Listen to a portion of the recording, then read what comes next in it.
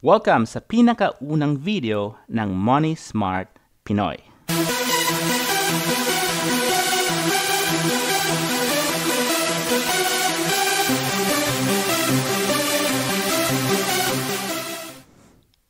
Dito sa video na ito, pag-uusapan natin kung ano nga ba ang ibig sabihin at kung ano-ano ang katangiang taglay ng Money Smart Pinoy. Pero bago ang lahat, kung bago ka pa lang sa channel na ito at interesado ka sa mga content na gaya nito, huwag kalimutang mag-like at mag-subscribe. Pindutin mo na rin ang notification bell para lagi kang updated sa mga latest video namin. Kung okay na ang lahat, magsimula na tayo. Ano nga ba ang Money Smart Pinoy?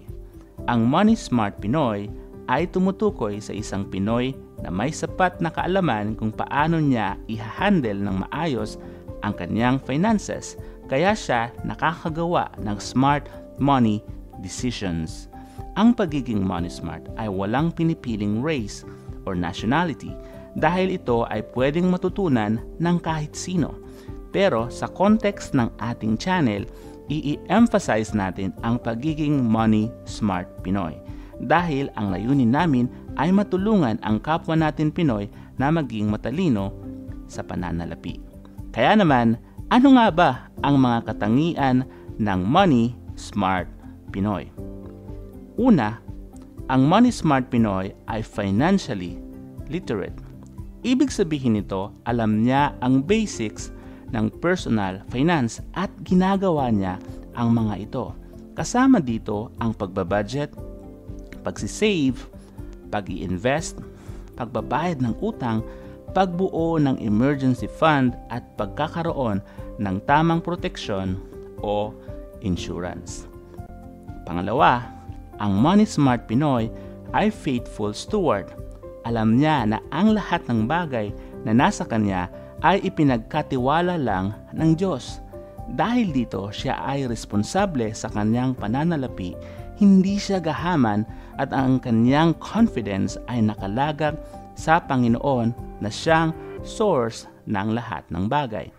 Mayroon din siyang contentment sa buhay at desire na mag-excel sa pagmamanage ng kanyang mga resources.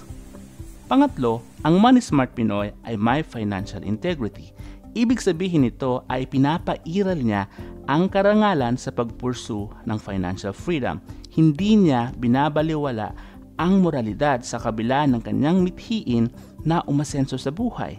Marangal siyang nagtatrabaho o naghahanap buhay at wala siyang nilalabag na batas ng tao o batas ng Diyos. Ginagampanan niya rin ng maayos ang kanyang financial responsibility ng mahusay gaya ng tamang pagbabayad ng buwis at iba pa. Di rin siya nang loloko o nang i-scam para lang magkapera o kaya naman nang aabuso ng kahinaan ng iba. Ang pagiging Money Smart Pinoy ay isang napakagandang layunin sa buhay. Dahil kung ikaw ay Money Smart Pinoy, hindi ka nagiging pabigat sa pamilya mo, sa pamahalaan o sa ibang tao dahil kaya mong gumawa ng smart money decisions na makakatulong sa iyong sarili. Ang kailangan mo lang para maging Money Smart Pinoy ay willingness na matuto, disiplina at consistency sa pag-a-apply ng mga matututunan mo dito sa channel na ito at sa iba pang mga resources. Bago tayo magtapos sa ating video, nais kong i-review ang mga katangian ng Money Smart Pinoy. Ang Money Smart Pinoy ay financially literate, faithful steward at nag-i-exhibit ng financial integrity sa pagpursu ng financial freedom. Kung ikaw ay na-bless sa video ito, huwag kalimutang mag-like o i-share ito sa iba pa para sabay-sabay tayong maging Money Smart Pinoys. Kung mayroon kang reaction o comment, mag-comment ka lang sa comment section below. Maraming salamat sa panunood. God bless and see you in the next video.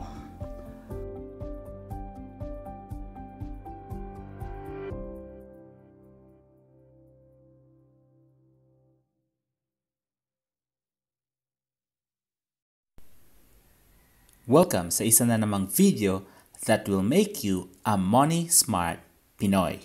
Sa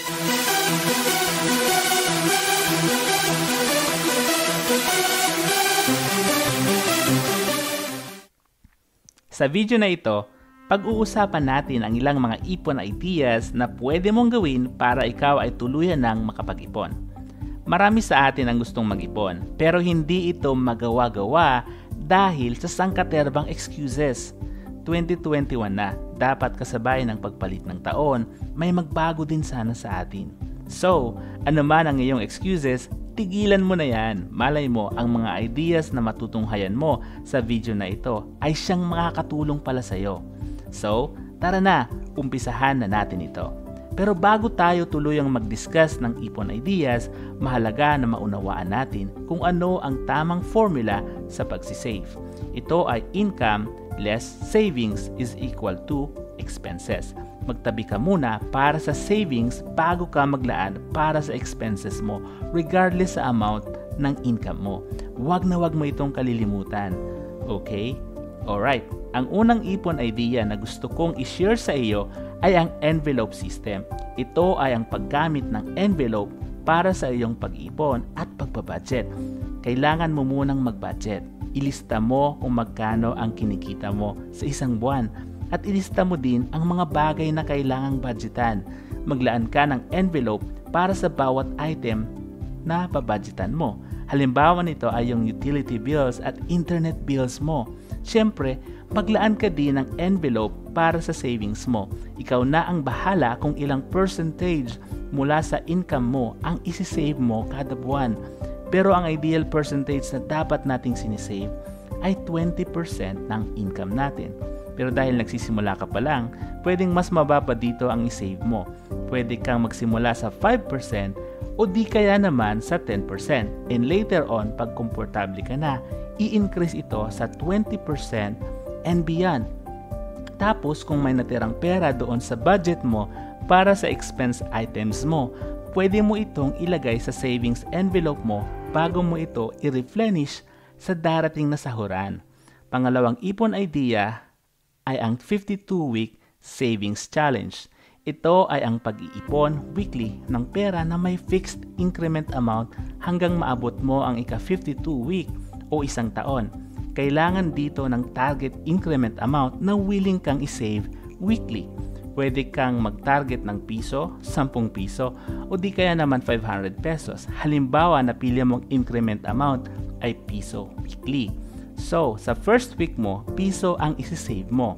Sa ikalawang linggo, 2 pesos na yan. Then sa ikatlong linggo, 3 pesos na. And so on and so forth hanggang umabot ka ng ika-52 na linggo. Kung 5 pesos naman ang napili mong increment amount, sa first week, 5 pesos ang isi-save mo. Sa second week, 10 pesos na yan. Then sa third week, 15 pesos na. And so on and so forth until ma-reach mo yung ika-52 week. Madali lang itong gawin dahil may susundin ka lang na increment amount at mahaba ang time frame ng pag-ipon mo. Bago tayo dumako sa last ipon idea, kung di ka pa nakasubscribe sa ating channel, mag-subscribe ka na at i-hit ang notification bell para lagi kang updated sa mga bagong video. So, ang last at ikatlong ipon idea natin sa video na ito ay ang Invisible Bill Challenge. Dito sa challenge na ito, mamimili ka ng denomination na magiging invisible sa iyo. Invisible in the sense na hindi mo siya gagamitin na pambili ng kahit ano pag dumaan siya sa kamay mo at bagkus dediretso ito sa savings mo. Gagawin mo ito sa loob ng isang taon. Nasa sayo na yan kung anong denomination ang gagawin mong invisible gaya ng 20 pesos bill o di kaya naman 50 pesos bill. Basta, dapat maging strict ka sa sarili mo na di mo gagalawin ang napili mong bill. O ayan kaibigan, at ang tatlong ipon ideas na pwede mong subukan ngayong 2021.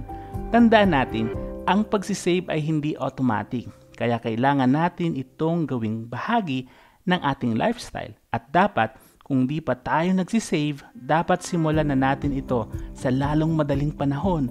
Ang mga ideas na ito ay gabay lamang. Nasa sayo pa rin ang desisyon kung magsisave ka ba o hindi. Happy New Year and thank you for watching. See you in the next video.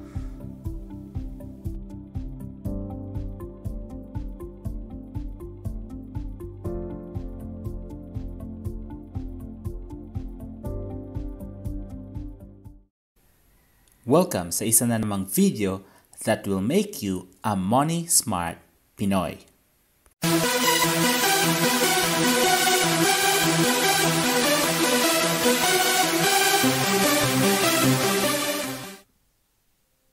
Dito sa video na ito, pag-uusapan natin ang isa sa mga paraan para ma-develop mo ang habit ng pag-iipon. Ito ay ang 52-week ipon challenge. Na-introduce ko na ito sa isa kong video. Pero sa video na ito, hihimayin natin ito ng mabuti.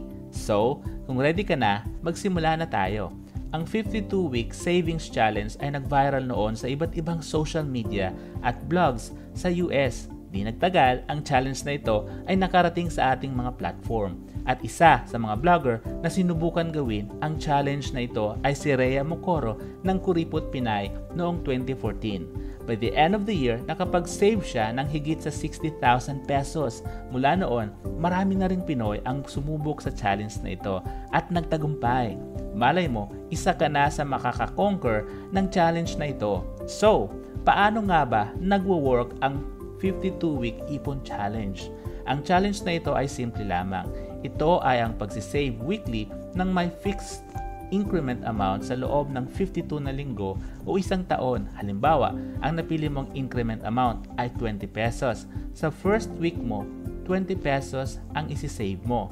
Sa ikalawang linggo, 40 pesos na yan o doble na. Sa ikatlong linggo, triple na ang isisave mo o 60 pesos na hanggang sa maabot mo ang ika-52nd na linggo. Madali lang, di ba? Yes, madali lang. Pero bago mo gawin ito, may ilang mga bagay kang dapat isaalang-alang. Courtesy of Kuripot Pinay, ito ang mga bagay na dapat mong i-consider sa paggawa mo ng 52-week ipon challenge. Una, dapat may goal ka. Ito yung reason kung bakit ka mag-iipon. Kung mayroon kang goal, ito ang magmo-motivate at mag-i-inspire sa'yo na tapusin ang challenge na ito. Halimbawa, may gusto kang bilhing gadget o mamahaling gamit. Kada linggo, makikita mo na dahan-dahan mong naaabot ang goal mo pag nag-commit ka sa challenge na ito. Pangalawa, dapat may piggy bank ka. Kailangan mo ng paglalagyan ng perang iipunin mo. Pwede kang gumamit ng kahit anong material. Pwedeng plastic container, bote o garapon o kahit ano. Gumamit ka ng pag-iipunan kung saan ka komportable. Pero mas advisable na sealed ito nang sa ganon, di ka matempt gamitin ito o bilangin ng bilangin from time to time. Pangatlo, dapat may susundin kang template. Kailangan mo ng template para makita mo kung magkano ang amount na masisave mo by the end of 52 weeks. Pwede mo itong i-download mula sa description. Tingnan natin kung magkano ang pwede mong maipon sa challenge na ito. Kung ang increment amount na napili mo ay 1 peso, after 52 weeks, mayroon ka ng 1,378 pesos. Kung 5 pesos naman ang napili mong increment amount, after 52 weeks, meron ka ng 6,890 pesos. Kung 10 pesos naman ang napili mo, after 52 weeks, mayroon ka ng 13,780 pesos. Kung 20 pesos naman, after 52 weeks, meron ka ng 27,560 pesos. Kung 50 pesos naman, meron ka ng 68,900 pesos after 52 weeks. At kung 100 pesos naman ang napili mong increment amount, meron ka ng 137,800 pesos after 52 weeks. Kalain mo yon, posible pala makaipon ka ng malaking halaga basta tatapusin mo lang ang challenge na ito. Siya nga pala, pwede mo rin itong gawin ng pabaliktad kung gusto mo magsimula sa malaking amount. O ayan mga kaibigan, ang 52-week ipon challenge. Kung gagawin mo ang challenge na ito, anong increment amount ang pipiliin mong i-save? I-comment na yan nang sa ganon marami ang ma-encourage na gawin ang 52-week ipon challenge. Good luck sa pagtanggap mo ng hamon na ito. Pero bago tayo magpaalam, kung di ka pa nakasubscribe, mag-subscribe ka na at i-hit mo na rin ang notification bell para ma-notify ka kung may mga bagong video na gaya nito. So paano? Hanggang dito na lang. Thank you for watching. See you in the next video.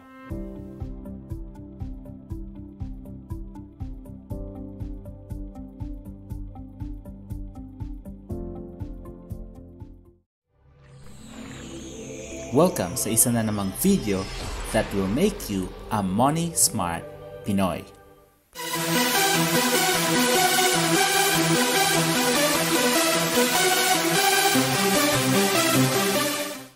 Dito sa video na ito, pag-uusapan natin ang isa na namang ipon challenge na pwede mong subukan.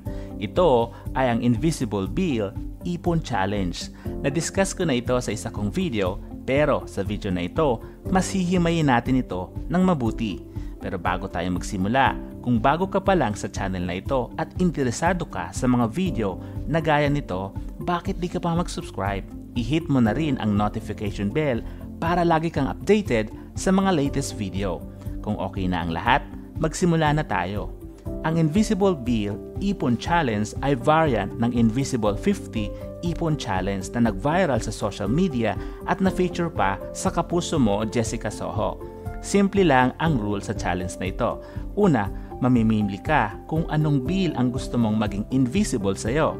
Ang bill na mapipili mo ay di mo gagastusin pag napasa kamay mo ito at bagkus didiretso ito sa savings mo. Yes, magiging invisible ito sa'yo bilang panggastos. Tandaan, di mo ito gagastusin. Ang mga bill na pwede mong pagpilian ay 20 pesos, 50 pesos, 100 pesos, 200 pesos, 500 pesos, o di kaya naman ay 1,000 pesos. Pag nakapili ka na ng bill, mag-set ka ng time frame kung hanggang kailan mo ito gagawin. Mas mainam na gawin mo ito sa loob ng 1 taon para makita mo talaga yung result nito. Lahat ng bill na maitatabi mo by the end of the day ay dapat iset aside mo na dati at ilagay sa piggy bank mo para di mo na ito magalaw. Then, ihanda mo na rin ang disiplina para maging successful ka sa challenge na ito. Total, ang bawat invisible bill na maitatabi mo ay para rin naman sa'yo. Pero, paano kung ang lahat ng pera na panggastos mo ay in a form of the invisible bill na napili mo? Ano ang gagawin mo? Well, simple lang ang advice ko sa'yo. Don't be too hard on yourself. Saving should be fun and challenging. Ang pwede mong gawin ay hiramin muna yung invisible bill at bayaran mo na lang sa savings mo pag meron ka na uling bagong set ng bills. Basta, don't be too hard on yourself. Kung ikaw ay malalagay sa situation kung saan lahat ng hawak mong pera ay in a form of bills na napili mong maging invisible, ano ang gagawin mo?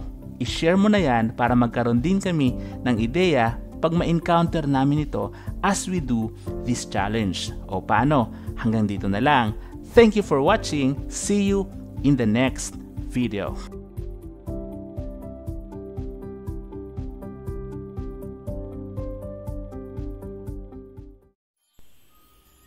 Welcome sa isa na namang video that will make you a money smart Pinoy.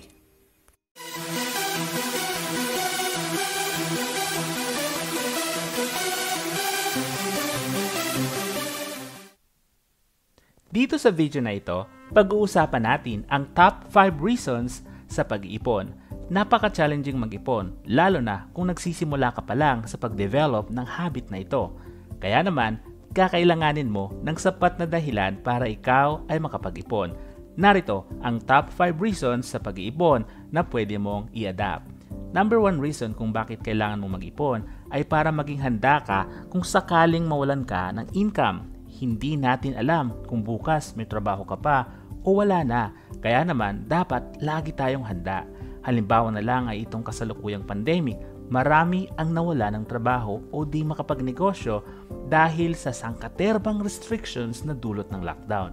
Kung wala kang ipon, paano ka makakasurvive? Kaya mahalaga na masanay tayong mag-ipon anuman ang source ng income natin, maliit man yan o malaki. Pangalawang dahilan kung bakit kailangan mo mag-ipon ay para maging handa ka sa emergencies. Ang emergency ay walang pinipiling panahon. Nangyayari ito sa oras na di natin inaasahan. Paano kung wala kang ipon at nagkaroon ng emergency? Diba, napakahirap malagay sa situation na ganyan na wala kang madudukot ni singkong duling. Kaya habang malakas ka pa, wag lang puro gastos. Ipon-ipon din pag may time. It will save you in times of emergencies. Pangatlong dahilan kung bakit kailangan mong mag-ipon ay para mabili mo ang gusto mo.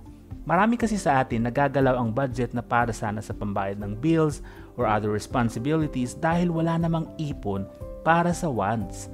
At ito ang isa sa mga dahilan kung bakit nagkakautang tayo or napapagamit ng credit cards or whatever. Hindi ba mas maganda na nabibili mo ang gusto mo na di mo na kailangang mangutang? Mangyayari lang yan kung ikaw ay mag-iipon.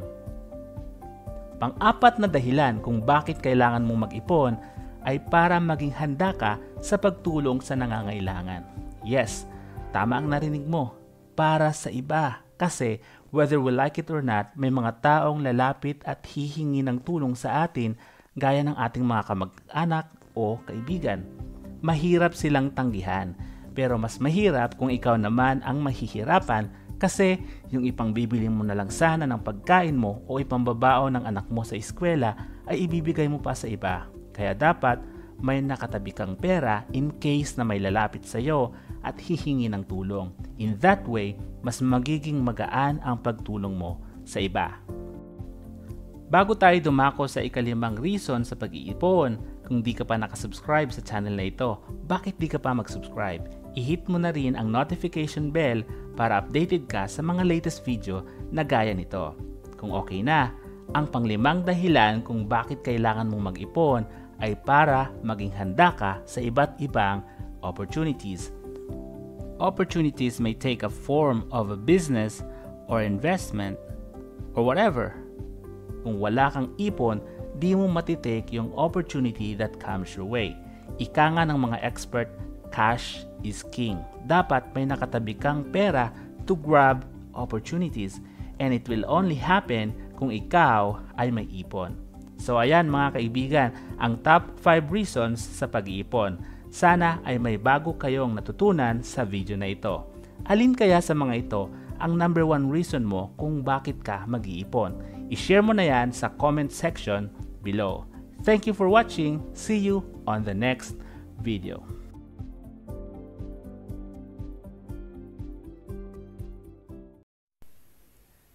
Welcome sa isa na namang video that will make you a money smart Pinoy.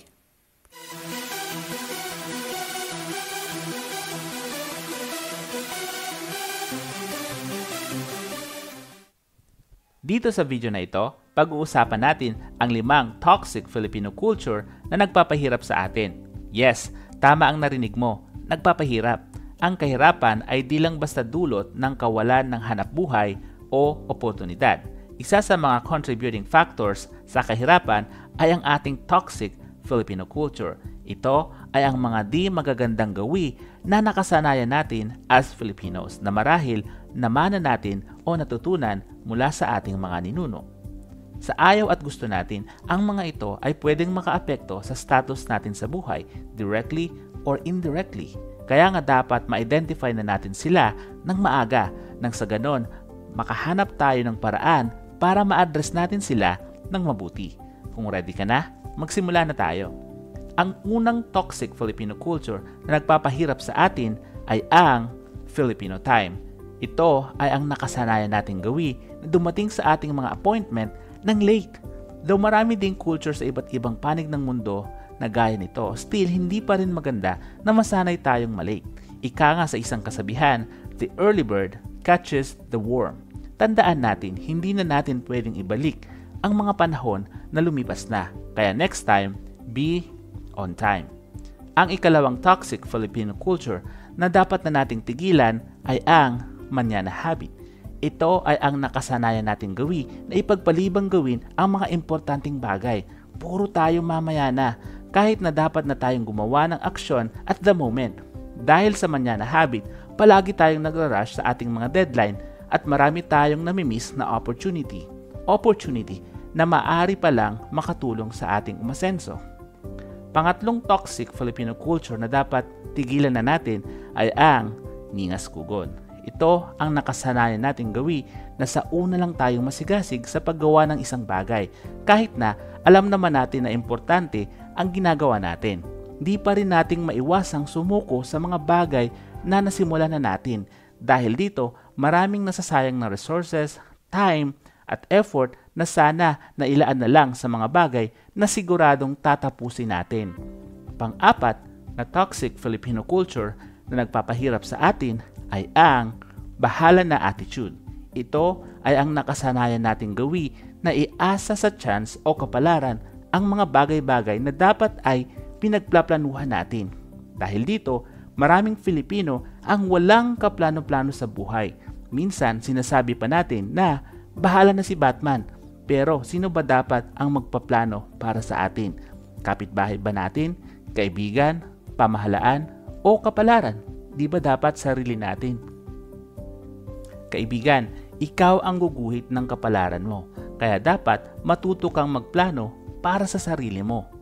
Bago tayo dumako sa panglimang toxic Filipino culture, kung di ka pa nakasubscribe sa channel na ito, mas mainam na mag-subscribe ka na at i-hit mo na rin ang notification bell para lagi kang updated sa mga latest video that will make you a money smart Pinoy.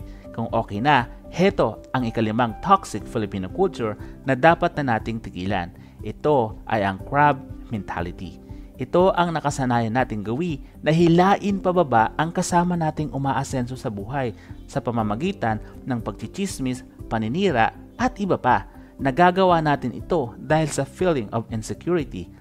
Dahil dito, nagkakaroon tayo ng unhealthy competition against other people. Di ba dapat maging masaya tayo kung umaasenso ang iba? Kasi kung umaasenso sila, maaari natin silang maging mentor at humingi ng mga advice based on their experiences na maaari ding makatulong sa ating umasenso. Ayan mga kaibigan, ang 5 toxic Filipino culture na nagpapahirap sa atin. Alin sa mga ito ang na-overcome mo na? At alin naman ang hindi pa? I-share mo na yan sa comment section below. O paano? Hanggang dito na lang. Thank you for watching. See you on the next video.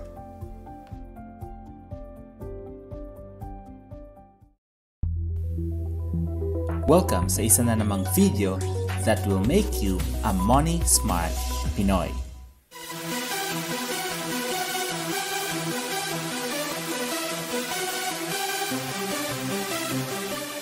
Sa video na ito, pag-uusapan natin ang 5 tips para makaiwas sa utang. In one way or another, iba-iba man ang ating rason, lahat tayo ay nakaranas ng mangutang o magkautang. Hindi naman masama ang mangutang, basta kaya natin itong bayaran at gagawin lang natin ito in rare cases like emergency. Kasi pag nasanay tayong mangutang at di tayo makabayad, nako, malaking problema ang kakaharapin natin, lalo na kung may interes ang ating utang. Kaya mahalaga na matuto tayong umiwas sa pangungutang as much as possible. Pero paano nga ba makakaiwas sa utang? Una, kailangan mong mag-budget. Maliit man o malaki ang iyong income, dapat ay binabudget mo ito. Ang pagbabudget ay siyang unang dapat nating ginagawa whenever we receive money. Kung di mo alam kung paano budgetin ang pera mo, pwede kang magsimula sa 50-30-20 rule ng pagbabudget. Ito ang karaniwang percentage na nire-recommend ng financial expert sa paghahati-hati ng income natin. 50% ng iyong income ay mapupunta sa essential needs, gaya ng kuryente, tubig, pamasahe, pagkain at iba pa. 30% naman ay mapupunta sa wants mo o mga gusto mong bilhin o pagkagastusan. Then, yung natira na 20% mapupunta sa savings mo. Pag may budget ka, malalaman mo kung hanggang saan ang pwede mong gastusin. Pangalawa, kailangan mong mag-ipon. Kasama na ito sa budget as your regular savings, pero kung may gusto ka talagang bilhin na medyo may kamahalan, mas mainam na pag-ipunan mo na lang ito kaysa sa magbayad ka ng interest monthly. Ang kagandahan nito, habang nag-iipon ka, mapag-iisipan mong mabuti kung talagang kailangan mo yung gusto mong bilhin. Then, mas mapapamura ka when you buy it in cash. Ika nga ng mga expert, when you can't pay it in cash, you can't afford it. Pangatlong tip para makaiwas sa pangungutang ay, kailangan mong matutong mamuhay within your means. Hindi ka dapat gumagastos beyond your capacity kasi pag ginawa mo ito, tiyak na mapapautang ka talaga. Pero, paano nga ba natin ito gagawin? Una, huwag kang padalos-dalos sa paggastos. Kahit pa may sale kung hindi mo naman ito kailangan at kung wala naman ito sa budget mo, mas mabuti na di mo na lang ito bilhin. O kaya naman, bilhin mo na lang ito pag may budget ka na para dito. Pangalawa, don't keep up with the Joneses. Hindi mo kailangan makipagsabayan sa kapitbahay mo o kaibigan mo na bumibili ng kung ano-ano. Ikaapat, kailangan mong maghanap ng other sources of income. Instead na maghanap ka ng pangungutangan mo, mas mainam na maghanap ka ng sideline mo. Sa pamamagitan nito, magkakaroon ka ng extra money na pwede mong ilaan sa gusto mong bilhin o pagkagastusan. Panghuling tip para makaiwas sa utang ay kailangan mong magkaroon ng disiplina. Ito ang pinakamahalagang bagay na kailangan mong taglayin para di ka mabaon sa utang. Kailangan mo ito para makontrol mo ang iyong emotion pag nakakakita ka ng sale sa mall or online. Ito rin ang makakatulong sa iyo na mag-stick sa budget mo. Mas mainam kasi na i-delay mong i-gratify ang sarili mo kung di mo pa naman kaya. Kaysa naman sa mag-enjoy ka ngayon tapos mababaon ka naman sa utang kinabukasan. O ayan kaibigan, ang 5 tips para makaiwas ka sa utang. Alin sa mga ito ang ginagawa mo na? At kung may naisip ka pang ibang paraan para makaiwas sa utang, mas mabuti na i-share mo na yan sa comment section below. Paano? Hanggang dito na lang. Thank you for watching. See you on the next video.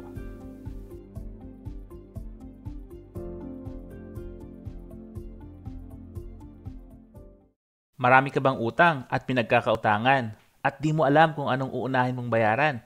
Pwes, ang videong ito ay para sa iyo dahil pag-uusapan natin ang snowball method sa pagbabayad ng utang.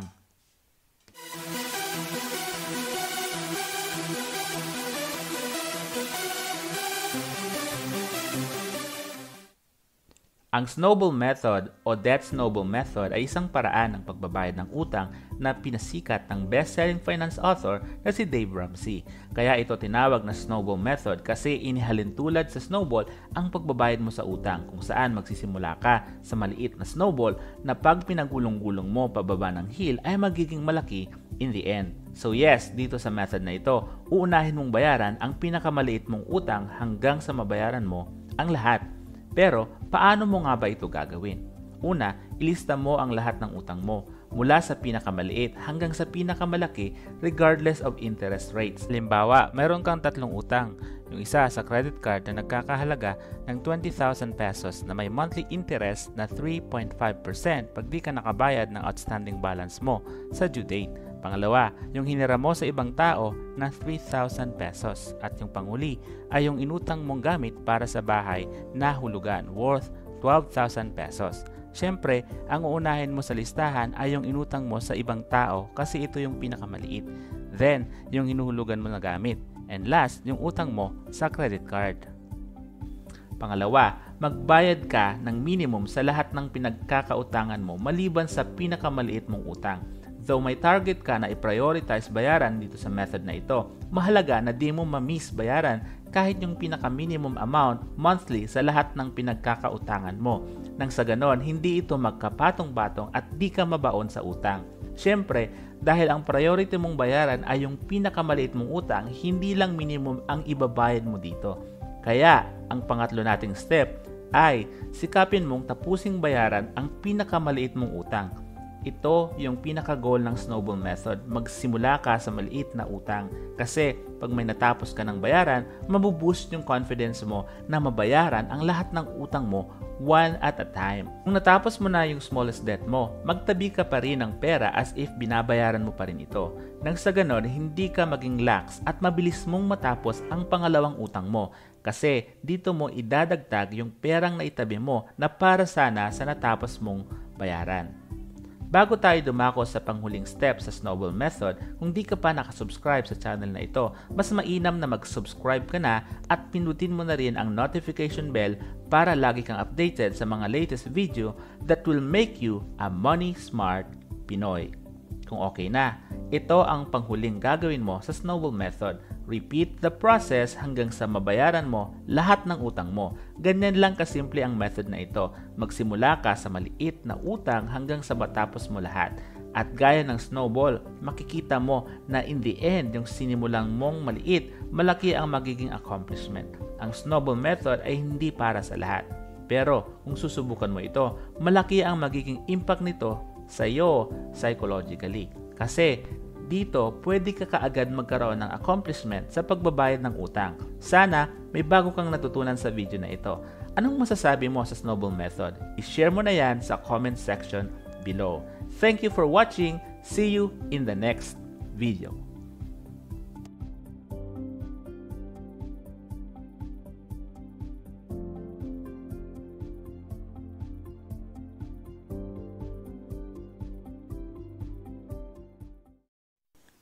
Gusto mo bang makalaya na sa sangkaterba mong utang? Dito sa video ito, ituturo ko ang debt avalanche method na maaaring makatulong sa iyo.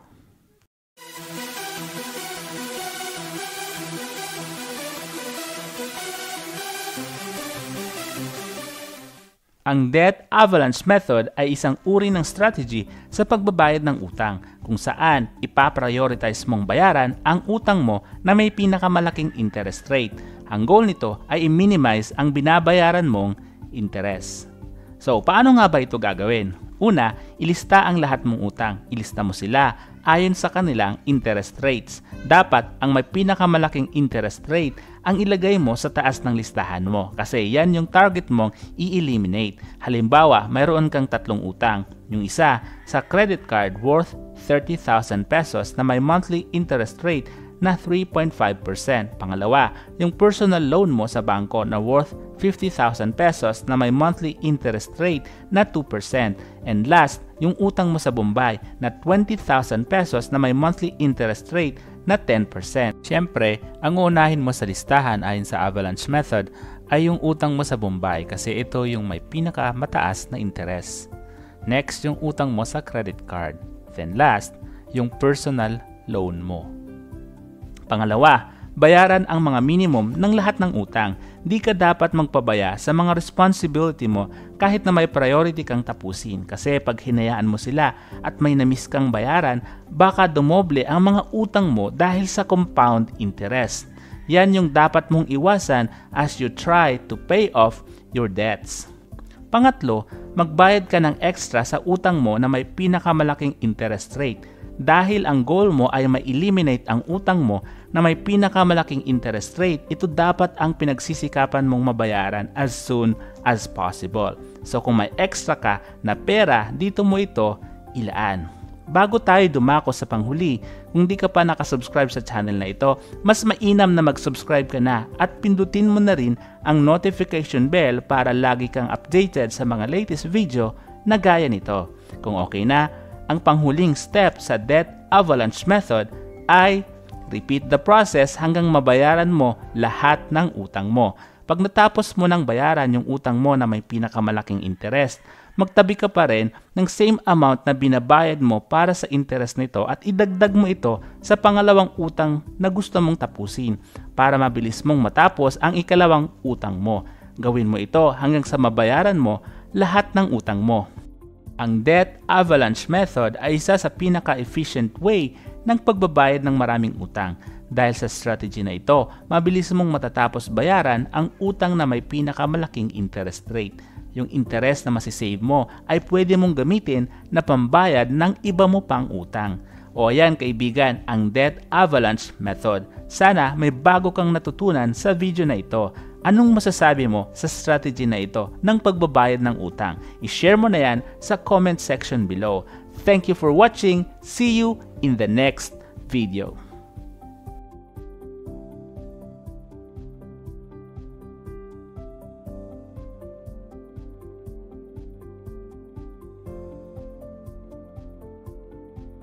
May nanghihiram na naman ba sa'yo ng pera at di mo alam kung anong gagawin mo? Pwes, ang videong ito ay para sa iyo.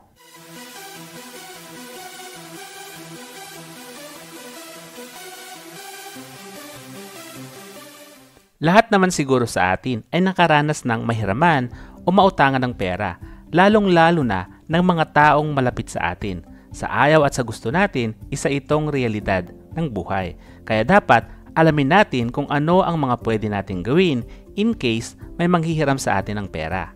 Kung ready ka na, simulan na natin ito. Una, expect na may manghihiram sa'yo. Kaya minsan nagugulat tayo na may manghihingi sa atin ng tulong kasi never natin itong in-expect. At dahil dyan, di natin alam kung ano ang isasagot natin lalong-lalo na sa nangungutang sa atin. Kaya minsan dahil sa hiya, nagpapautang na lang tayo kahit na tayo naman yung magigipit. O kaya naman, di na tayo nakakapagpahiram dahil sa wala nga talaga tayong madukot na pera. At dahil dyan, namimiss natin yung opportunity na makatulong especially sa mga taong malapit sa atin. Kaya dapat i-anticipate na natin dati, lalong-lalo na sa panahon ngayon na may manghihiram sa atin. Pangalawa, maglaan ng budget para dito. Kung na-anticipate mo na one of these days may manghihiram sa'yo, ang next step na dapat mong gawin ay maglaan ng budget para dito. Nang sa ganon, di mo magalaw yung perang nakalaan na dati para sa sariling pangangailangan. Tandaan natin, bawat piso mahalaga, depende sa nais mo. Maaari kang mag-allocate ng 5% to 10% ng income mo sa pagtulong sa iba. Kung may budget ka, magiging madali sa'yo ang pagtulong sa iba. Pangatlo, magpahiram ng pera na kaya mong mawala sa'yo. Bawat financial transaction ay may kaakibat na risk. Kaya dapat yung pera na ipapahiram mo ay yung kaya mong mawala sa'yo. Nang sa ganon, kung di man makabayad yung nanghihiram sa'yo, di ka ma-depress at di maapektuhan ang iyong pananalapi at relasyon sa kanila. Tandaan natin, marami ng relasyon ang nasira dahil sa pera. Sana di ka mapabilang sa kanila.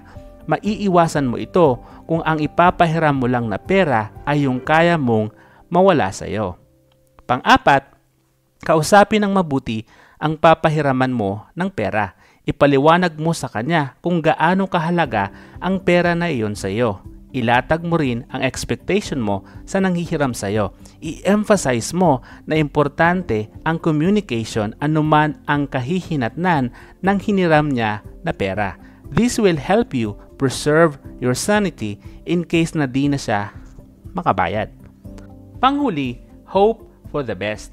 Once na naglaan ka ng budget sa pagpapahiram ng pera, nagpahiram ka lang ng perang kaya mong mawala sa iyo. At kung kinausap mo ng mabuti ang papahiraman mo ng pera, wala ka ng ibang gagawin but to hope for the best. Pray na yung perang pinahiram mo ay makakatulong talaga sa nangangailangan. Expect also na yung nanghihiram sa iyo ay makaahon. Never wish ill sa kanila in case di sila makabahid sa iyo. O ayan kaibigan, ang ilang mga tips sa pagpapahiram ng pera. Tandaan natin na nasa sa atin pa rin ang desisyon kung magpapahiram tayo ng pera o hindi. Tandaan din natin na responsibilidad nating i-assess ang situation kung yung pagpapahiram ba natin ay makakatulong ba talaga o hindi. Kung may reaction ka at gustong idagdag sa mga tips na ito, i-share mo na yan sa comment section below. If you want to see more videos like this, don't forget to like and subscribe. Thank you for watching. See you in the next video.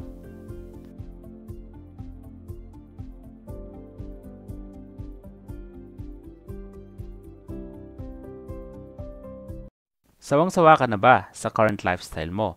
O kaya naman naghahanap ka ng paraan para magkaroon ka ng simple at meaningful na pamumuhay? Pwes, ang videong ito ay para sa iyo dahil tatalakayin natin dito ang mga dahilan kung bakit dapat mong subukan ang minimalist lifestyle o minimalism.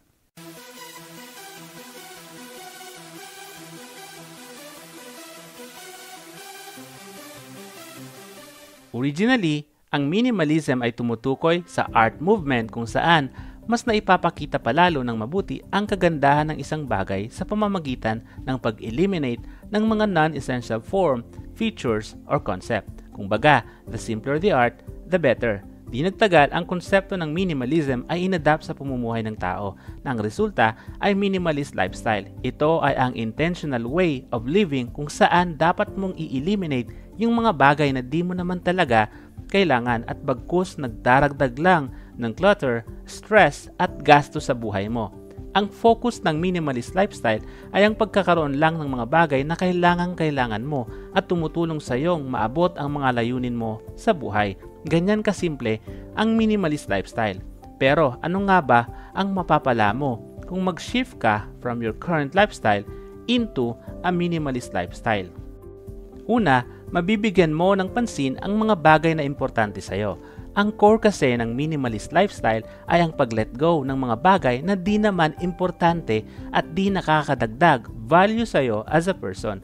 Normally kasi, we just go with the flow. Kung ano yung nakasanayan natin, yun lang din ang ginagawa natin. We follow the trend, nakikiuso at nakikigastos tayo only to find out na yung mga sinasabayan natin do not add value to our life. Along the way, we lose the sense of purpose. Nagigit tayong materialistic dahil sa akala natin magiging masaya tayo kung marami tayong gamit.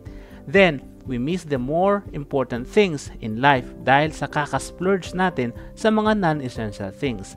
Kaya dapat, habang maaga pa, suriin mo na ang sarili mo kung ano ba talaga ang priority mo sa buhay. Halimbawa, gusto mong magtayo ng business pero instead na nag-iipon ka ng kapital, kaliwat kanan naman ang pagsha-shopping mo online at pagbili ng mga di mo naman kailangan. Kaysa sa mag-shopping ka ng mag-shopping, mag-focus ka na lang sa pag-iipon mo ng kapital kasi in the first place, yan naman yung sa tingin mong magbibigay sa'yo ng satisfaction. Pangalawa, makakatipid ka. Dahil ang focus mo ay yung mga bagay na importante lang sa'yo, di ka na basta-basta gagastos. Magiging intentional ka sa mga purchases mo at bibilhin mo lang yung talagang kailangan mo. Pag in-apply mo yung minimalist lifestyle, di ka madaling matempt bumili kahit pa may sale. Minsan kasi, akala natin nakakatipid tayo pag may sale. Parang naging trigger na kasi yung salitang ito sa utak natin na pag nabasa natin ito, kailangan nating bumili. Kaya kahit wala naman sa budget, binibili na lang natin yung sale. Yung mga innocent spending na gaya niyan ay may malaking impact sa overall financial stability natin. Minsan pa nga may makita lang tayong gamit na mura at cute, gusto na nating bilhin. By living a minimalist lifestyle, di ka basta bibili ng gamit na magdadagdag lang ng clutter sa buhay mo. Ang focus mo na ay quality over quantity. You make sure na yung binibili mo ay magtatagal at mayu-utilize talaga ng mabuti. Pangatlo, magagawa mong mabuhay within your means. By living a minimalist lifestyle, maiiwasan mo ang impulsive buying kasi nga pinag-iisipan mo na ng mabuti ang mga pinagkakagastusan mo. Ang impulsive buying kasi ang dahilan kung bakit ang ilan sa atin ay sobra-sobra ang paggastos. Ito rin ang dahilan kung bakit di tayo makapag-ipon at kung bakit napapautang tayo at napapabili ng mga gamit na di naman natin kailangan. Kaya once na na-overcome mo na ito through minimalism, madali na lang sa'yo ang makapagtabi ng pera na pwede mong ilaan sa savings mo o sa pagbabayad ng utang. By deflating our lifestyle, we can save many resources and easily reach our financial goals. Pang-apat, magiging madali sa'yo ang pagbibigay. Kaya tayo nahihirapang magbigay kasi we attach so much value in our things. Ang tawag natin dito ay sentimental value. I do not downplay sentimental value, mahalaga yan. Pero kung sa tingin mo na mas may pakinabang yung gamit mo pag binigay mo ito sa iba, mas mainam na lang na ibigay mo na lang ito. Kaysa magstay lang ito sa'yo na di mo naman na ginagamit. Sa minimalism kasi, kailangan mong matutunang mag-let go o mag-declutter ng mga gamit and only keep the things you need the most. With that, mas kaunti yung mini-maintain mo na gamit at may napapasaya ka pa at natutulungan once you give your things away. Panglima, once na pinurso mo yung minimalist lifestyle, makakaiwas ka sa stress. We will never be immune to stress, pero may mga pwede tayong gawin para di tayo masyadong ma-stress sa buhay. Pag ikaw ay minimalist, you are on your way to less stress life. Kasi through this lifestyle, maiiwasan mong gawin yung mga very stressful na mga bagay gaya ng impulsive buying, keeping up with the Joneses, pakikisabay sa uso, living beyond your means, pangungutang, pag-maintain ng sobrang daming gamit, pagiging insecure, pagiging materialistic at pagkakaroon ng maraming clutter sa buhay. A minimalist lifestyle will reduce your stress. O ayan kaibigan, ang mga dahilan kung bakit dapat mong subukan ang minimalist lifestyle. Sana may natutunan kang bago sa videong ito. Kung ginagawa mo na ito dati, maaari bang i-share mo na ang experience mo sa comment section below? O paano, hanggang dito na lang. Thank you for watching. See you in the next video.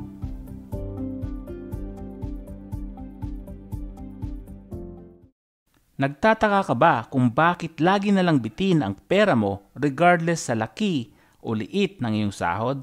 Yan ang tutuklasin natin sa videong ito.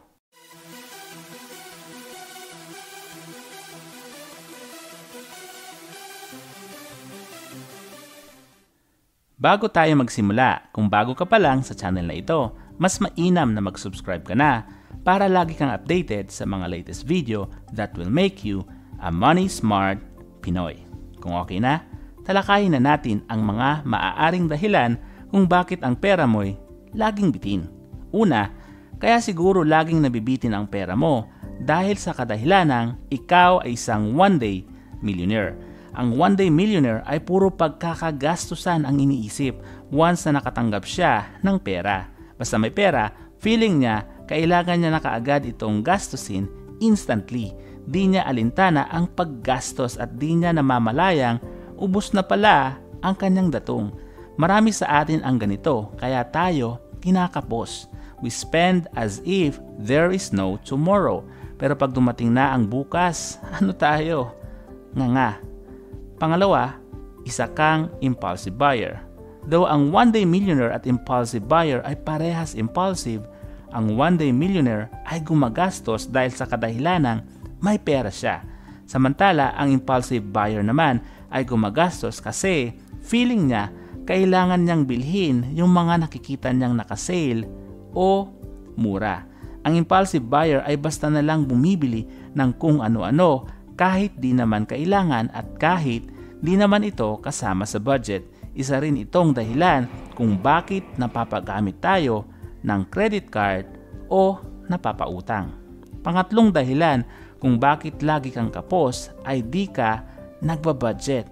Kung di mo binabudget ang pera mo, di mo mapaprioritize yung mga importanteng bagay na dapat mong pagkagastusan.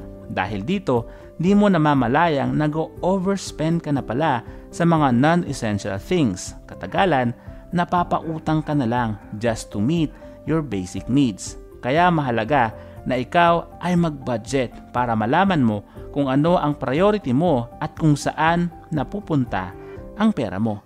Hindi lang yan. Kung ikaw ay may budget, malalaman mo kung hanggang saan lang ang pwede mong gastusing pera.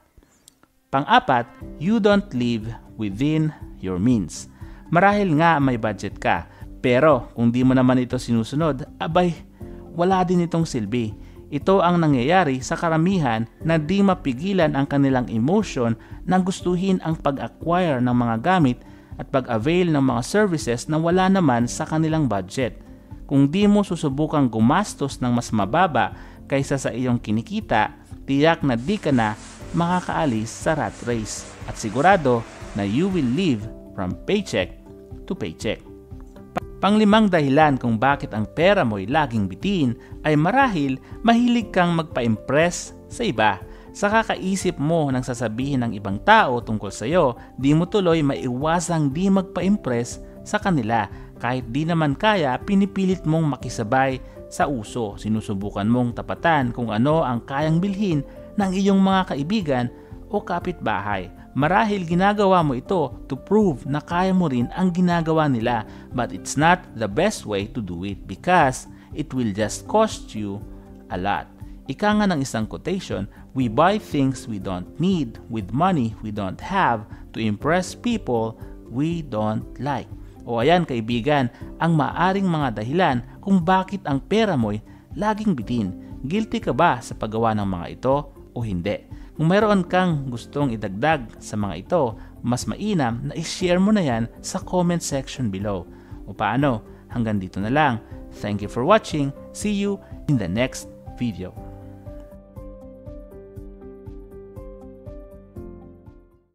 Wala ka pa rin bang ipon hanggang ngayon? Siguro, kaya wala ka pang ipon kasi instead na maghanap ka ng paraan para makapag-ipon, baka naman puro balusot ang ginagawa mo.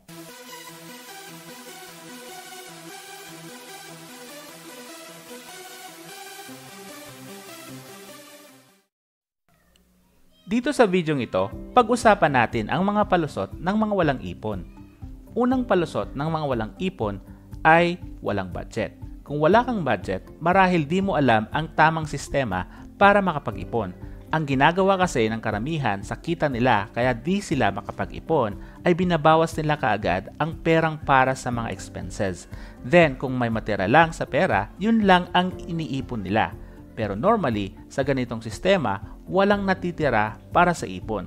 Kaya ang magandang gawin pag nagka-income ka, ibawas mo na kaagad ang perang para sa ipon. Saka ka maglaan for expenses. Tandaan mo yung formula na income less savings is equal to expenses. Pag ginawa mo ito, siguradong makakapag-ipon ka.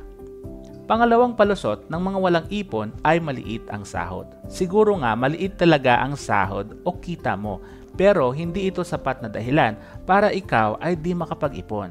Ang pag-iipon kasi ay isang habit na dapat mong i-develop regardless sa kinikita mo. Kung nahihirapan ka talagang makapag-ipon, maaari kang magsimula sa maliit na halaga. Halimbawa nito ay ang pagsisave ng 5% mula sa iyong income. Kung may kita kang 1,000 pesos, ang 5% nito ay 50 pesos lang. Later on, kung sanay ka na, pwede mong dagdagan ang percentage na sinisave mo. Pangatlong palusot ng mga walang ipon ay maraming bayarin. Ang mga bayarin natin ay nahahati sa dalawang kategory. Una ay ang necessary expenses. Ito yung mga kailangan talaga natin. Kasama dito ang bill sa kuryente, tubig, internet o renta sa bahay. Ang ikalawa naman ay unnecessary expenses. Ito yung mga pinagkakagastusan natin na di naman gaanong kaimportante. Ang halimbawa nito ay gym membership, pagkain palagi sa labas, o pagbili palagi ng milk tea. Para makapag-ipon ka, bawasan mo yung pag-incur mo ng unnecessary expenses. Kung thrice a week kang nagmi-milk tea na worth 60 pesos, 180 pesos na ito sa isang linggo at 720 pesos naman sa isang buwan. Kung di ka muna magmi-milk tea sa isang buwan, pwede kang makasave ng 720 pesos. Pang-apat na palusot ng mga walang ipon ay mahal ang mga bilihin. Pamahal naman talaga ng pamahal ang mga bilihin, lalo na sa panahon natin ngayong pandemya. Para makatipid ka, humanap ka ng alternative sa mga nagmahal na produkto na binibili mo. O kaya naman kung mamimili ka, bumili ka na dati ng maramihan. Mas mapapamura kasi pag maramihan ang pagbili mo. Then, makakatipid ka rin sa pamasahe. Kung di ka pa rin makapag-ipon, siguro kailangan mo na talagang baguhin ang lifestyle mo at ibagay ito sa kung magkano ang kinikita mo. Panglimang palusot ng mga walang ipon ay maraming utang. Ang mentality kasi ng karamihang may utang at walang ipon ay kailangan nilang mamili from paying debts to saving money.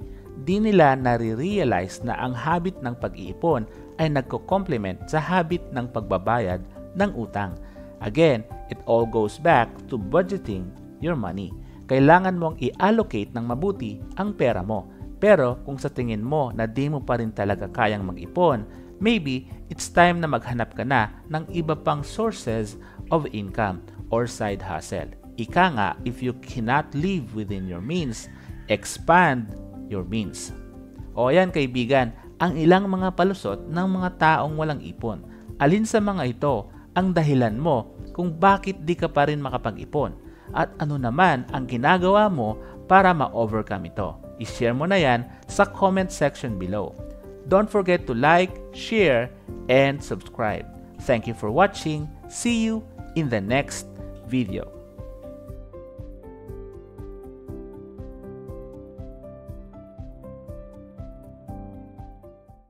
Emergencies are inevitable. Mangyayari talaga sila.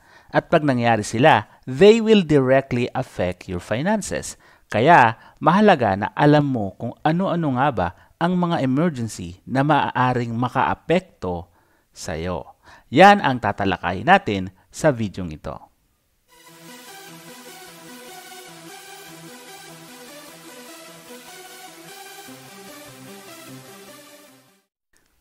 Bago tayo magsimula, kung bago ka pa lang sa channel na ito, mas mainam na mag-subscribe ka na at i-hit mo na rin ang notification bell para lagi kang updated sa mga latest video that will make you a money smart Pinoy. So, ano-ano nga ba ang mga emergency na maaaring gumimbal sa finances mo? Heto na sila. Una, pagkawala ng trabaho.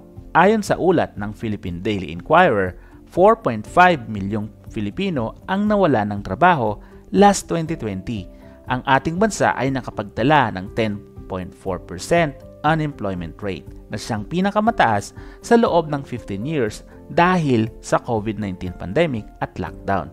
Lahat tayo ay susceptible na mawala ng trabaho. Whether we like it or not, napakaraming factors ang pwedeng makaapekto sa ating job security. Kaya dapat pinaghahandaan natin ito. Pangalawang emergency that could affect your finances ay medical or dental emergency. Magastos ang magkasakit. Check up pa lang, mahal na. How much more yung gamutan? Kaya once na nagkasakit ka at wala kang extra money, nako, siguradong mapapautang ka talaga. Kaya dapat i-anticipate mo na one of these days baka magka-medical or dental emergency ka. You can prepare for it by buying health insurance o kaya naman by paying your PhilHealth contribution. Then syempre, live a healthy lifestyle. Pangatlong emergency that could affect your finances ay unexpected repairs. Though hindi ito masyadong big deal compared sa ibang emergency sa ating list, still, mapapagastos ka pa rin dahil dito. Tandaan natin na ang utility ng mga gamit natin ay may hangganan.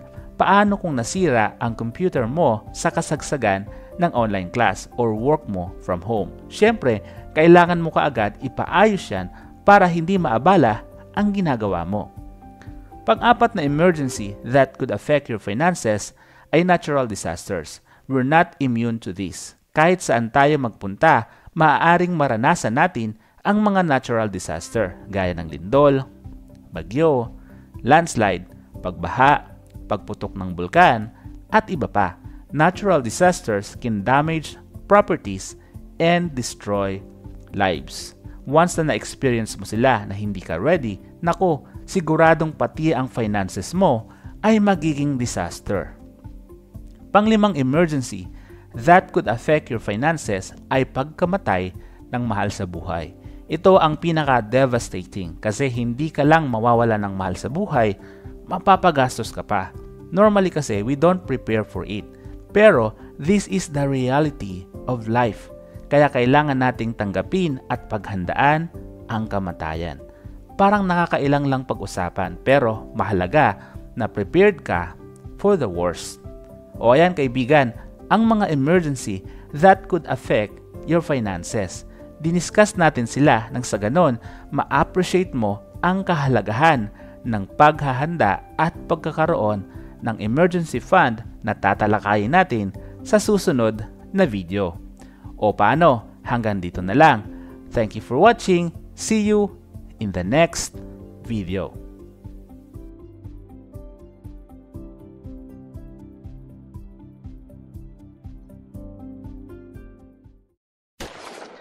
Welcome sa isa na namang video that will make you a money smart Pinoy.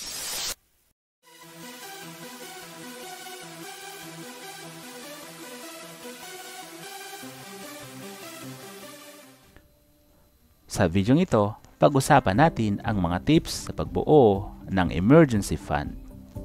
Ano nga ba ang emergency fund at bakit kailangan mo nito? Ang emergency fund ay personal na budget na dapat mong iset aside para maging handa ka sa mga di inaasahang gastos na dulot ng emergency. Kailangan mong magkaroon nito para masiguro mo na may magagamit ka sa oras ng sakuna nang sa ganon maiwasan mong magkautang. So, ano-ano nga ba ang mga dapat mong gawin sa pagbuo ng emergency fund? Heto na sila. Una, mag-set ka ng goal. Ang karaniwang suggestion ng mga experts sa pagbuo ng emergency fund ay ang pagsisave ng amount na equivalent sa living expenses mo for 3 to 6 months. Para in case na mawalan ka ng trabaho o magkaroon ng emergency, you can still continue with your lifestyle. Sa pamamagitan nito, magkakaroon ka rin ng sapat na panahon para makahanap ng work o pagkakakitaan. Pero kung sa tingin mong kulang ang amount na yan, pwede ka rin namang mag-save ng amount that can cover your living expenses for at least 6 to 12 months or beyond. Pangalawa, magtabi ng pera sa accessible na lugar. Ang emergency fund ay dapat madali mong ma-access kasi ito yung gagamitin mo for emergency.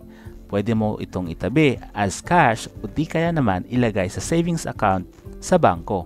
Huwag mo itong ilagay sa time deposit at huwag mo rin itong i-invest kasi ang purpose nito ay para mayroon kang madukot when there is an emergency. Pangatlo, maghanap ng paraan para mabilis kang makabuo nito. Gawin mo itong priority kasi walang pinipiling oras ang emergency. So dapat as early as possible makabuo ka ng emergency fund mo. Pwede kang magbenta ng gamit, humanap ng sidelines o di kaya naman mag-cut ng mga unnecessary expenses that you can live without. Nang sa ganon, may maitabi kang pera for your emergency fund. Pang-apat, ugaliing i-replenish ang emergency fund mo. Once na nagamit mo ito dahil sa emergency, kailangan mo itong i-replenish kaagad sa kadahilanang baka magka-emergency na naman. Mas mainam na ikaw ay laging handa. This will not just save your finances but also your sanity. O yan kaibigan, ang ilang tips na maaari mong i-consider sa pagbuo ng emergency fund. Kung mayroon kang gustong idagdag sa mga ito, mas mainam na i-share mo na yan sa comment section below. Kung nagustuhan mo ang video ito, don't forget to like, share, and subscribe. Thank you for watching. See you in the next video.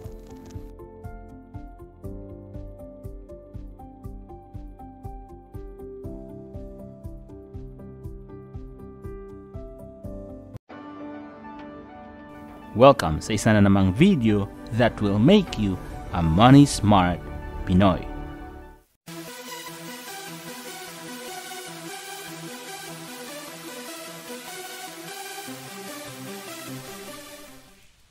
Sa bidyong ito, pag-uusapan natin kung saan nga ba magandang ilagay ang iyong emergency fund. Kung ready ka na, magsimula na tayo. Una, keep a portion of your emergency fund in cash. Dahil ang purpose ng emergency fund mo ay para may magamit ka sa oras ng emergency, mainam na may nakatabi kang cash just in case emergencies happen. Maaari kang magtabi ng halaga na katumbas ng gastusin mo sa loob ng 1 linggo hanggang sa 1 buwan. Sa pamamagitan nito, mabilis kang makaka-respond sa anumang emergency. Minsan kasi, offline ang mga ATM o di kaya naman masyado silang malayo sa kinaroroonan mo. Kaya mahalaga na may nakatabi kang cash. Ika nga, cash is king. But make sure na gagamitin mo lang ang cash na yan strictly for emergency. Okay? Pangalawa, put some of your emergency fund in an ATM savings account. This is a safe way to protect your emergency fund mula sa anay at mga magnanakaw. At di lang yan, kahit papaano, pwede pa itong kumita ng interes. Kung gusto mong mas malaki ang kitain nitong interes, piliin mo ang mga bagong online banks na nag-offer ng higher interest rates for savings accounts kaysa sa mga traditional na bangko sa paligid. Kung nakapagtabi ka na ng cash, pwede mo nang ilagay ang ibang bahagi ng emergency fund mo sa savings account. Pero kung gusto mo pang mag-explore, pwede mo ring subukan ang susunod sa ating listahan. Pangatlo, put some of your emergency fund in a 30-day time deposit account. Sa isang video ko tungkol sa emergency fund, sinabi ko na huwag mong ilagay ang emergency fund mo sa time deposit account. Ang tinutukoy ko sa videong iyon ay ang regular or traditional na uri ng time deposit account na pwedeng umabot ng 1 taon at higit pa. Ngayon kasi, marami ng bangko ang nag-o-offer ng 30-day time deposit account which you can utilize bilang paglalagyan ng emergency fund mo. Pero, I suggest na ang ilalagay mo lang dito na amount ay katumbas ng gastos mo sa 2 buwan. Nang sa ganon, kung meron mang matinding emergency, hindi ka masyadong mabibigla kasi mayroon ka pang nakatabing pera on hand as cash at sa ATM savings account mo. Pwede mo lang kasing i-withdraw ng walang penalty yung pera mo dito kapag ito ay nag-mature. O yan kaibigan, ang mga maaari mong paglagyan ng emergency fund mo. Pumili ka na lang kung saan ka komportable. Kung mayroon kang gustong idagdag dito, ishare mo na yan sa comment section below. Kung nagustuhan mo ang video ito, make sure to like, share, and subscribe. Paano? Hanggang dito na lang. Thank you for watching. See you in the next video.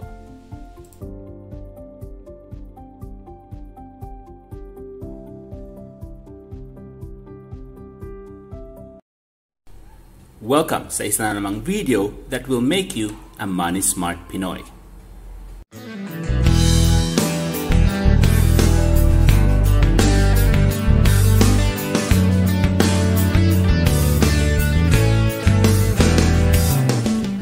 Sa video ito, pag-usapan natin ang 5 tipid tips through minimalism. Pero una sa lahat, ano nga ba ang minimalism?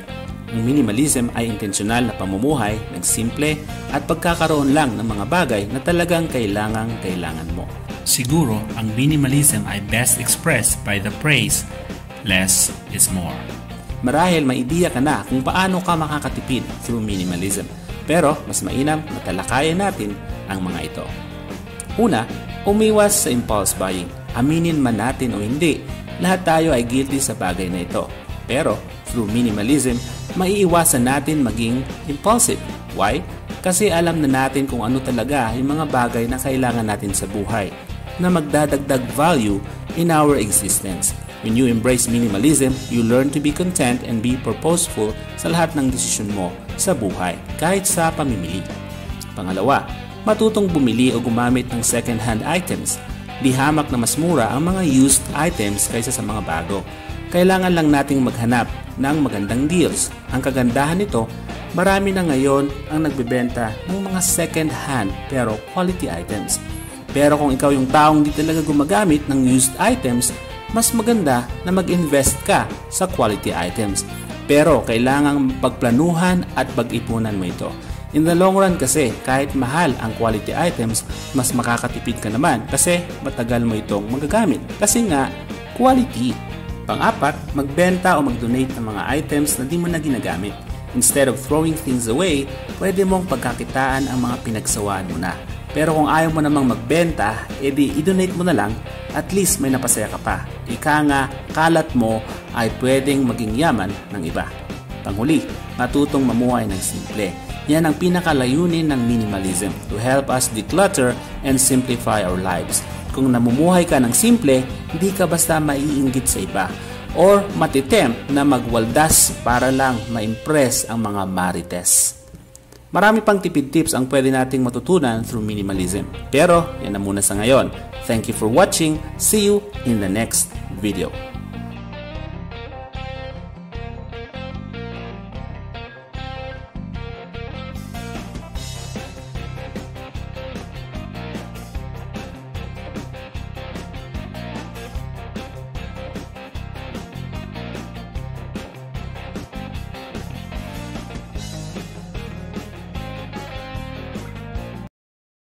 Welcome sa isa na namang video that will make you a money smart Pinoy.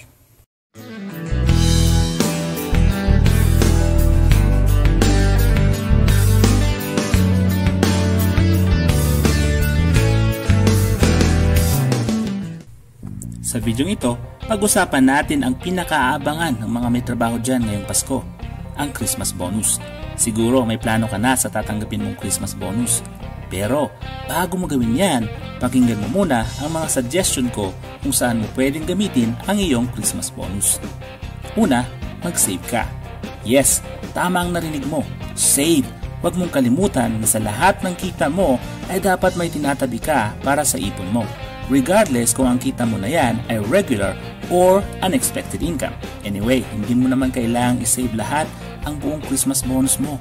Ikaw na bahala kung ilang porsyento rito ang itatabi mo. Ang malaga, mayroon kang maitabi. Pangalawa, bayaran mo utang mo. Hindi ko alam kung ano-ano ang pinagkakautangan mo, pero isipin mong mabuti, malaki ang maitutulong ng Christmas bonus sa pagbawas ng iyong mga utang. Isipin mo na lang, regalo mo na yan sa sarili mo sa Pasko. Mas konting utang, mas masaya ang Pasko. Pangatlo, Bumuo ng emergency fund. Well, kung wala ka pang emergency fund, tamang-tama ang dating ng Christmas bonus mo. Kasi bago sumapit ang bagong taon, at least makakapagsimula ka ng maghanda sa anumang emergency. Dahil yan sa Christmas bonus mo. Sunod ay mag-invest ka. Kung wala ka pang investment, aba, mapalad ka. Ito na ang tamang pagkakataon na ikaw ay magsimulang mag-invest. Pwede mong pasukin ang stock market, mutual fund, o UITF sa maliit lamang na halaga. Basta, i-research mo muna kung anong investment ang babagay sa risk appetite mo. Panglima, mag-business ka. Tamang-tama yan ngayong Pasko. Di mo naman kailangan gawing full-time. Hanap ka lang ng mga patok na produkto. Pwede mong i-consider ang pagbebenta ng mga pagkain gaya ng hamon, cake, at iba pa. O kaya naman magbenta ka ng mga bagay na pwedeng ipangregalo sa Pasko. Bago tayo dumako sa panghuli kong suggestion, kung di ka pa nakasubscribe sa channel na ito, aba, mas mainam na mag-subscribe ka na at pindutin mo na rin ang notification bell para lagi kang updated sa mga video na gaya nito. Christmas bonus mo na yan para sa akin. Salamat! Panghuli, mamigay sa nangangailangan. Alam kong mahalaga sa iyo ang Christmas bonus mo kasi hinihintay mo yan sa loob ng isang taon. Pero alam mo ba na ang pamimigay ay ang diwa ng Pasko? Kaya kung may savings ka naman, emergency fund, investment at business, di ba maganda na mag-share ng blessings ngayong Pasko? O paano? Yan na muna sa ngayon. Sana may natutunan ka sa video ito. Remember, use your Christmas bonus wisely.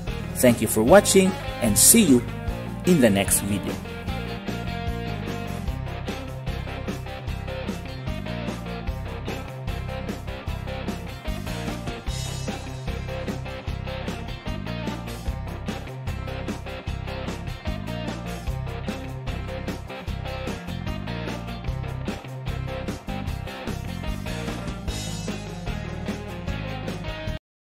Welcome sa isa na namang video that will make you a money smart Pinoy.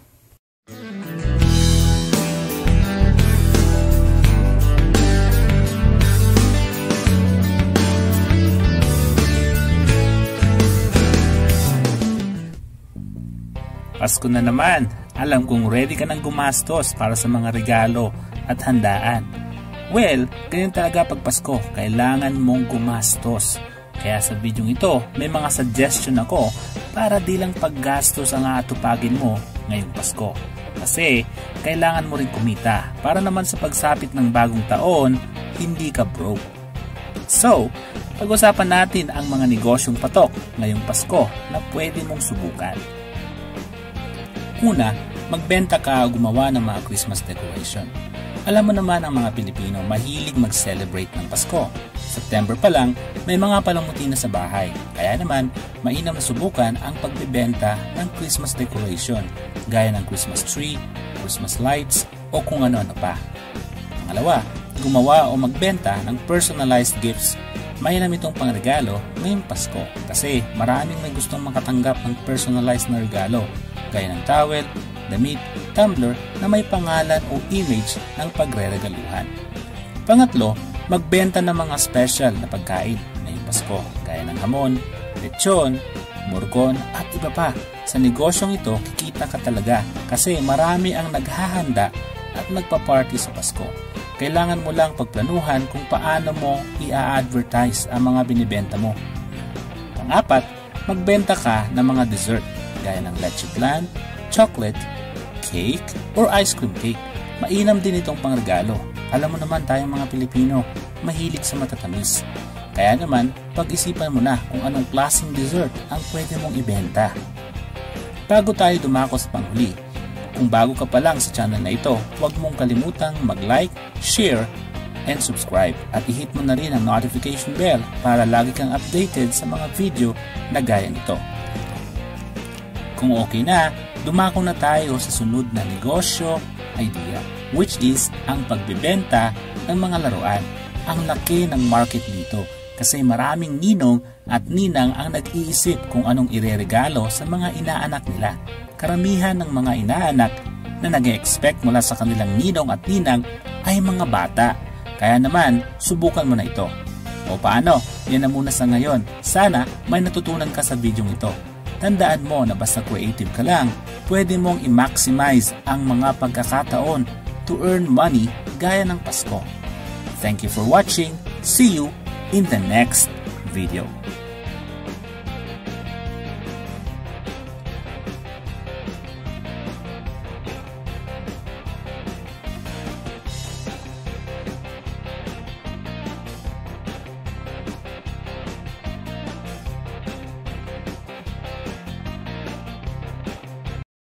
Welcome sa isa na namang video that will make you a money smart Pinoy.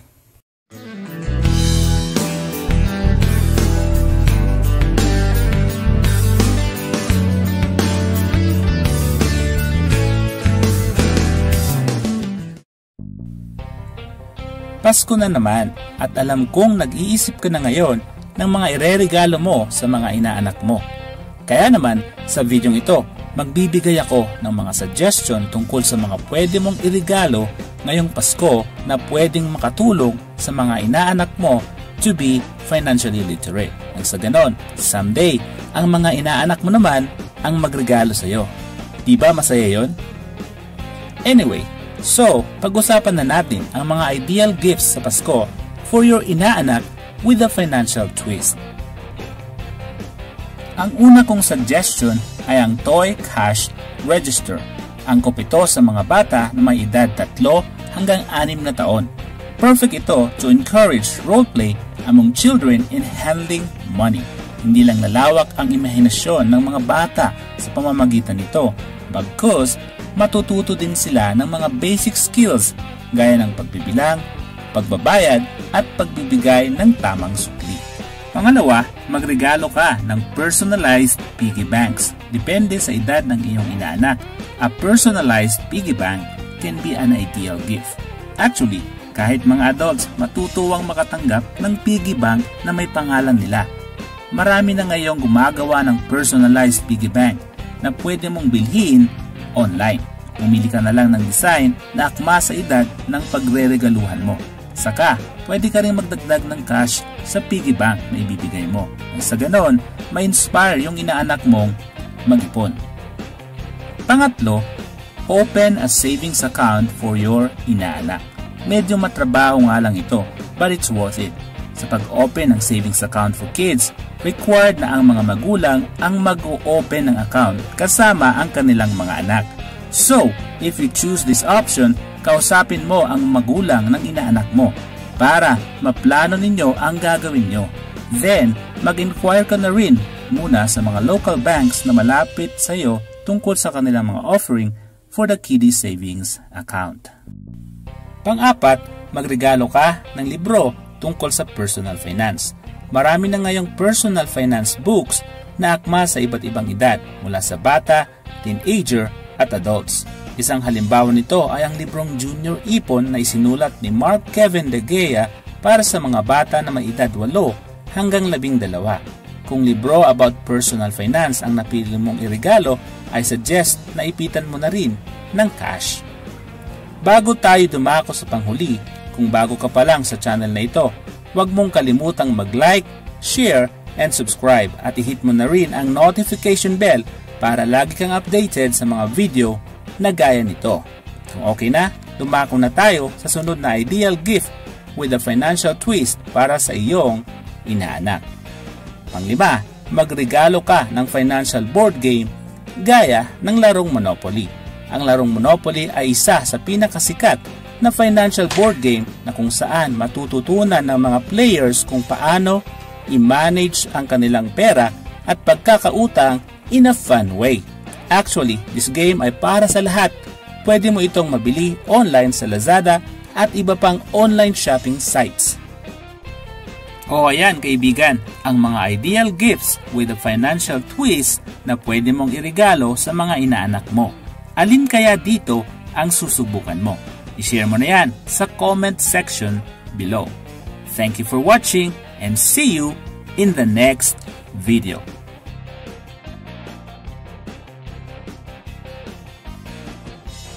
Kumusta na ang mga utang mo kaibigan?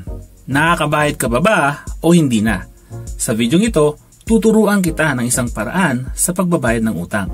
Ito ay tinatawag na Debt Snowflake Method. Kung bago ka pa lang sa channel na ito, huwag mong kalimutang mag-like, subscribe, At i-hit mo na rin ang notification bell para lagi kang updated sa mga bagong video that will make you a money smart Pinoy. Kung okay na, magsimula na tayo.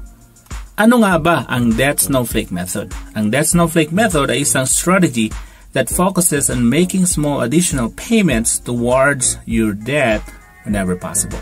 Kumbaga, paunti-unti kang nagbabayad ng mga utang mo hanggat may extra ka na pera.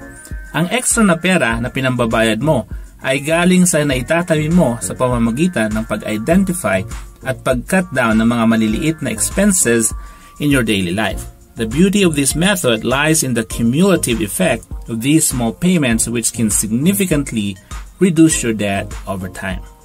Alright, let's break that snowflake method into easy-to-follow steps. Una, kailangan mong i-identify ang mga pagkakautang mo. Ilista mo lahat ng utang mo. Ganoon na rin ang kanilang mga interest rates.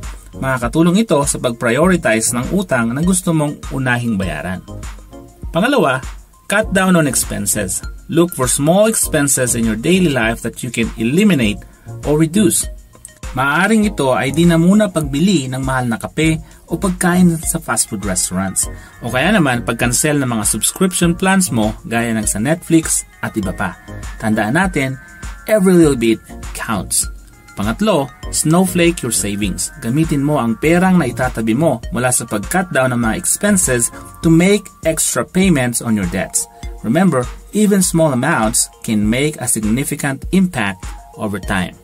For instance, sabihin natin na makakatipid ka ng 200 pesos sa pagbabaon mo ng lunch sa work at di mo pagkain sa labas. Kaysa gastusin mo ang amount na yan, mas mainam na ilaan mo na lang ito bilang pangdagdag sa pambayad mo ng utang. Ang paggamit ng mga natipid mo na pera para mabawasan ang iyong utang ay tinatawag na snowflake. Pang-apat, track your progress. Patuloy mong subaybayan ang progress mo at ayusin ang iyong budget kung kinakailangan. Tracking helps you stay accountable and motivated throughout the process. Napakaraming tools ang pwede mong gamitin to track your debt repayment progress. Pwede kang gumamit ng simple spreadsheet o iba't ibang financial management apps that make it easy for you to visualize your journey. Ngayong alam mo na ang mga steps, pag-usapan natin ang mga benefits ng debt snowflake method. Una, accelerated debt repayment. By consistently making these additional small payments, you'll be able to pay off your debts faster than the minimum required payments. Pangalawa, reduced interest. Paying off your debts faster means you'll ultimately pay less in interest over time. That's more money in your pocket. Pangatlo, magkakaroon ka ng momentum and motivation. The debt snowflake method builds momentum as you see your debt balances decreasing.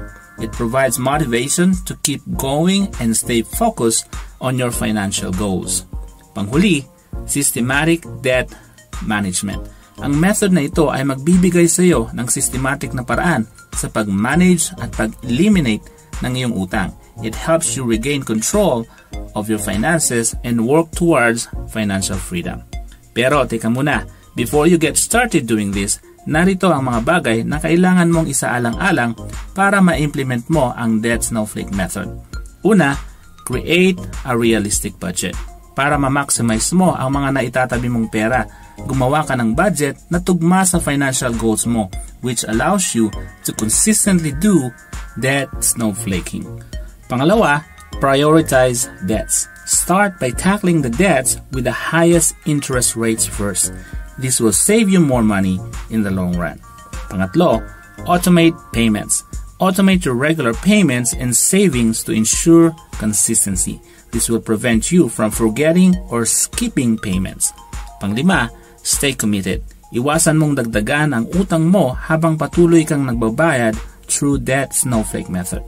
Panghuli, celebrate progress. Maliit man o malaki ang progress mo, huwag kalimutang i-celebrate ito. Nang sa ganon, ma-inspire ka pa lalong maghanap ng mga paraan para tuluyan mo nang ma-eliminate ang lahat ng pagkakautang mo.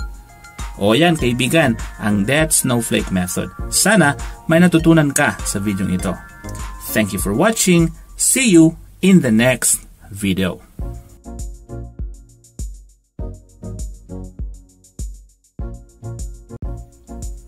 Gusto mo bang yumaman, kaibigan? Oo naman, marahil yan ang sagot mo. Pero, ang tanong, do you have what it takes to be rich? Ano man ang status mo sa buhay, pwede mong simulan ang journey sa pagiging mayaman. As long as you're willing to change. Alam mo ba ang definition ng insanity? Sabi ni Einstein, ang insanity ay paggawa ng parehong bagay ng paulit-ulit at pag-expect ng iba't ibang results. So, kung di ka pa rin mayaman, maybe you need to change something in you.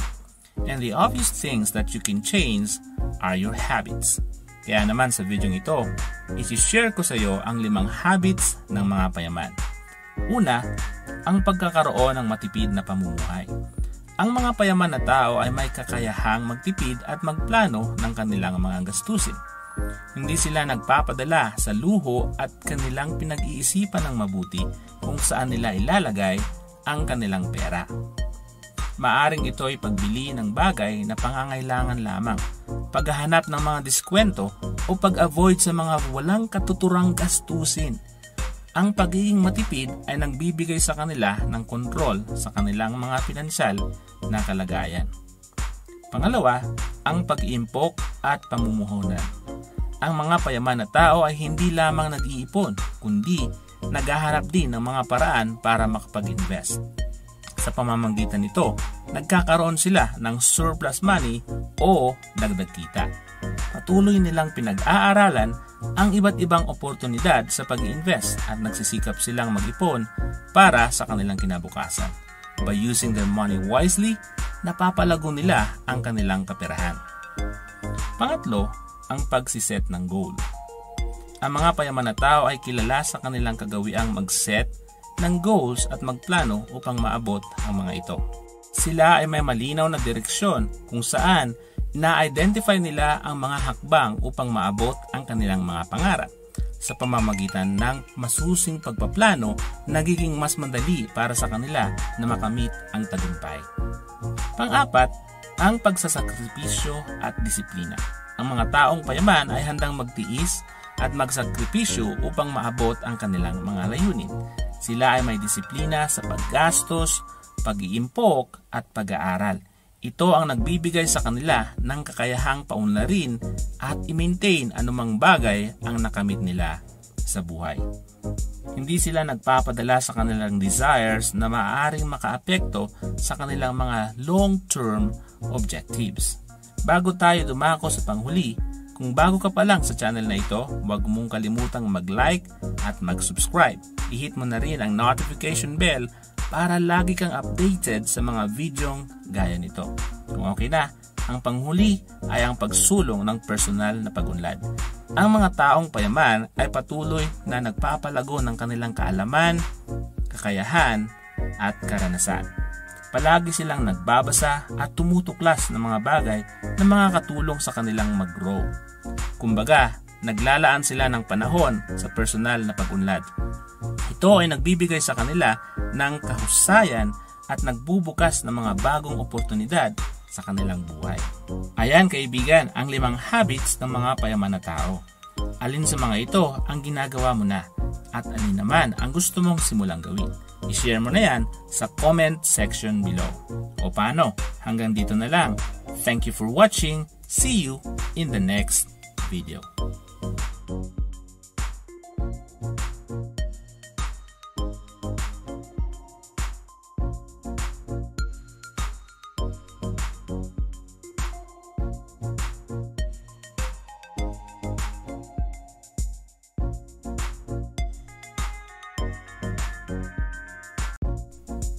Sa ayaw man natin o gusto, dumadating ang panahon na tayo kailangang magpautang at mangutang. Ang pangungutang at pagpapautang ay di naman talaga masama. Basta gagawin natin ito ng may kaakibat na disiplina. Di ba? Tama. Pero ang tanong, anong klaseng debtor ka pag ikaw ay nangungutang? O kaya naman, anong klaseng debtor ang maganda pautangan ng pera? Yan ang i-discuss natin sa videong ito.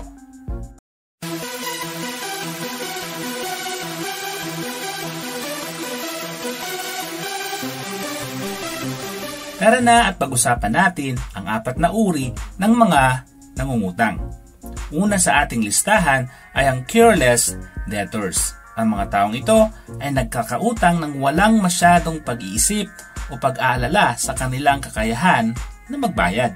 Sila ay nagkakaroon ng impulsive spending na ma-max out ang credit cards at hindi nakakabayad ng maaga. Ang ganitong pag-uugali ay maaaring magdulot ng walang katapusang cycle ng utang at financial instability. Kailangang matuto ang mga careless debtors tungkol sa responsableng mga habit sa pera at maunawaan ang long-term na mga epekto ng kanilang mga aksyon. Pangalawa, mayroong tinatawag na struggling debtors. Ang mga taong ito ay nahaharap sa mga problema sa pera na nagiging dahilan na sila'y nagkakautang. Ang mga problemang ito ay siya ring dahilan kung bakit di sila makabayad-bayad ng kanilang mga utang. Ang pagkawala ng trabaho, gastos sa medisina o biglang emergency ay malaki ang epekto sa kanilang financial stability. Kadalasan ang mga struggling debtors ay nangangailangan ng tulong at suporta para malampasan ang kanilang mga suliranin. Mahalaga na sila'y unawain at bigyan ng mga resources upang matulungan silang maibalik ang kanilang financial footing. Pangatlo, mayroong tinatawag na mga overwhelmed debtors. Ang mga taong ito ay lugmok sa pagkakautang dahil sa sobrang laki ng kanilang nahiram na pera. Kaya naman, sila ay hirap na hirap magbayad ng kanilang mga bayarin. Maaaring sila ay maraming pinagkakautangan at may kinakaharap na matataas na mga interes. Dagdag pa riyan ang kanilang limitadong financial resources.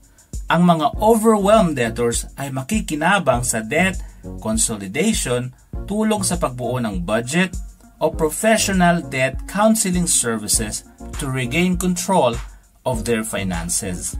Importante para sa kanila na humingi ng gabay at alamin ang mga posible at epektibong solusyon upang mawawasan ang kanilang pasaning utang.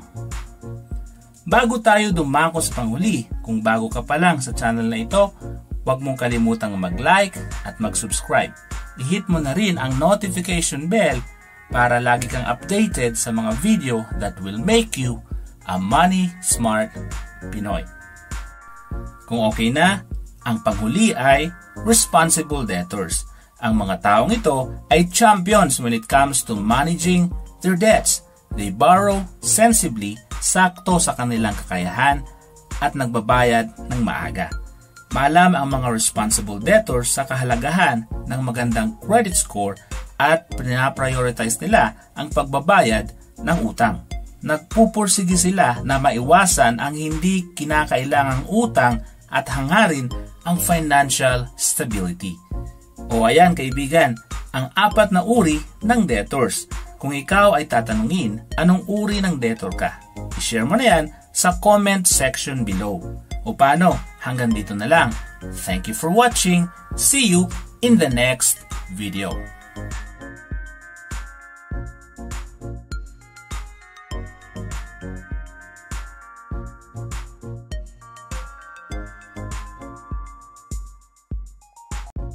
Sa ayaw at gusto natin, meron tayong mga habit that can either keep us poor or make us rich. Ika nga ni Bill Gates, if you are born poor, it's not your mistake.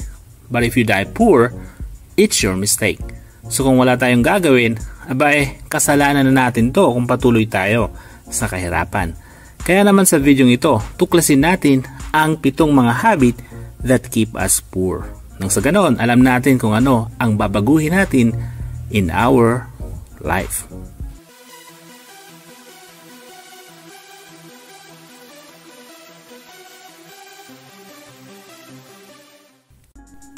Unang habit that keeps people poor ay procrastination. Ang procrastination, o commonly known in the Philippines as manana habit, ay ang pagdidelay sa paggawa ng mga importanteng bagay na makakatulong sa atin. Isang halimbawa ng importanteng bagay na dapat ginagawa natin ay ang pag-iipon. Maraming Pinoy ang nakakaalam na mahalaga ang mag-ipon, pero di lahat ay nag-iipon dahil sa iba't ibang kadahilanan. Ang nakakalungkot lang ay kung sino pa ang mga high earners, sila pa ang kadalasang walang ipon. Kaya kung may recession o emergency, napapautang sila. Kaya kung sa tingin mong mahalaga ang pag-iipon, kahit gaano man kaliit ang kinikita mo, dapat di mo ito dinidelay. Stop procrastinating. Pangalawang habit that keeps people poor ay impulsive buying. Itong habit na ito ay siyang bubuta sa ating mga bulsa at magbabaon sa atin sa kahirapan. Wala na ang ipon, napapagastos pa ng di oras. Kaya naman, dumadami ang bills at utang. Karamihan kasi gustong sumabay sa trend. Di naman afford, aray ko po. Yung iba naman gustong magpa-impress sa iba. Ika nga ni Will Rogers, too many people spend money they earn to buy things they don't want to impress people that they don't like. Ang iba naman talagang wala lang disiplina. Lahat na lang ng bagay na makita nila, gusto nila. Kaya naman napapa-home credit o swipe ng credit card. Kaibigan, tigilan mo na ang impulsive buying. Pangatlong habit that keeps people poor ay ang kawalan ng budget. Pag di ka nagbabudget, mahirapan kang mag-track ng mga expenses mo, mag-control ng iyong paggastos at mag-allocate ng tama ng mga pondo sa pag-iipon o pag-i-invest. At di lang yan, pag di ka nagbabudget, di mo namamalayang gumagastos ka beyond your means. At dahil dyan, kakatanggap pa lang ng sahod, wala ka na namang pera. Di ba nakakapagod ang ganyang lifestyle? Dahil sa kawalan ng budget, marami ang napapakapit kay Bombay. At maraming nagugulat kung bakit ang 15,000 nila ay 15 na lang. Ano yun? Magic? Kaya naman kaibigan, mag-budget ka. Okay lang yan kung konti lang ang pera mo. At least pag dumami yan, sanay ka nang mag-budget. Diba? Pang-apat na habit that keeps people poor ay ang pagiging one-day millionaire. Di naman masamang gumastos basta nasa budget at afford natin. Pero kung gumagastos ka dahil nakahawak ka lang ng pera, abay, ibang usapan na yan. Marami sa atin ang ganyan, di na nag-iisip kung anong mangyayari kinabukasan. Ang mahalaga ay mabili ang gusto. Kaya yun, tila parang dumampi lang ang pera sa palad nila. Tigilan mo na ang pagiging one-day millionaire mo. Think before you spend. Kung may unexpected blessing ka, treat it as a regular income. Budget, save, then allocate money that you can use for your purchase. Don't spend it all at once. Panglimang habit that keeps people poor ay ang kawalan ng vision. Ika nga ng isang Bible verse, people without vision will perish. Kaya naman mahalaga ang pagkakaroon ng vision hindi lang sa ating buhay kundi pati na rin sa ating pananalapi. Ang mga taong walang vision ay di nag-grow. Dahil pag walang vision ng isang tao, kadalas ay wala din siyang motivasyong mag-improve, mag-take ng risk at mag-explore. Lahat tayo ay may potensyal. Kailangan lang nating magkaroon ng vision na aabutin natin at i-realize sa ating buhay. Pang-anim na habit that keeps people poor ay ang pagkalulon sa bisyo. Ang pagbibisyo gaya ng pag-iinom ng alak at paninigarilyo ay di lang may masamang dulot sa kalusugan ng isang tao, kundi may negatibong epekto din ito sa bulsa. Instead na makakapag-ipon, karamihan sa nagbibisyo ay nagsasayang lang ng pera. Kung iipunin nila ang pera nila kaysa ibili ng sigarilyo o alak, abay, marahil malaki na ang pera nila, di ba? Bago tayo dumako sa panghuli, huwag mong kalimutang mag-like at mag-subscribe. At i-hit mo na rin ang notification bell para updated ka sa mga bagong videos that will make you a Money Smart Pinoy. Kung okay na, ang panghuling habit that keeps people poor ay poor company. Ang mga taong nakapaligid sa atin ay maaaring makaapekto sa ating mga gawi at pag-uugali sa pera. Kung ang mga taong nakapaligid sa iyo ay hindi marunong maghawak ng pera o di gumagawa ng responsableng mga desisyon sa pananalapi, abay, konting ingat lang, baka maimpluwensyahan kanila. Ika nga sa Biblia, evil company corrupts good habit. Ang masamang impluwensya ay maaaring humantong sa sobrang paggastos dahil sa peer pressure o kaya naman sa pagkakasangkot sa mga iligal na gawain tungkol sa pera. If you want to be better in every aspect of your life, find a good company, people that will challenge you to be a better person. O yan kaibigan, ang 7 mga habit that keep people poor. Alin sa mga ito ang gusto mong mawala na sa'yo? I-share mo na yan sa comment section below. Don't forget to watch my other videos. Thank you for watching. See you in the next video.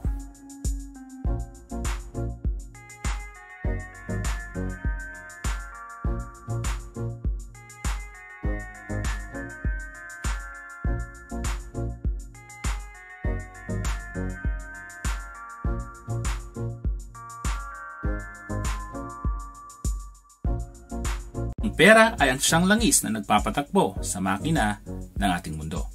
Sa tulong ng pera, nagagawa ang makapagtransaksyon ng bilyon-bilyong beses kada araw sa pamamagitan ng pagbibigay ng easily measurable value sa mga produkto at serbisyo. Kung wala ito, ang kalakalan at industriya na bumubuo sa pundasyon ng kasalukuyang ekonomiya ay mamamatay at ang paglilipat ng yaman sa buong mundo ay hihinto.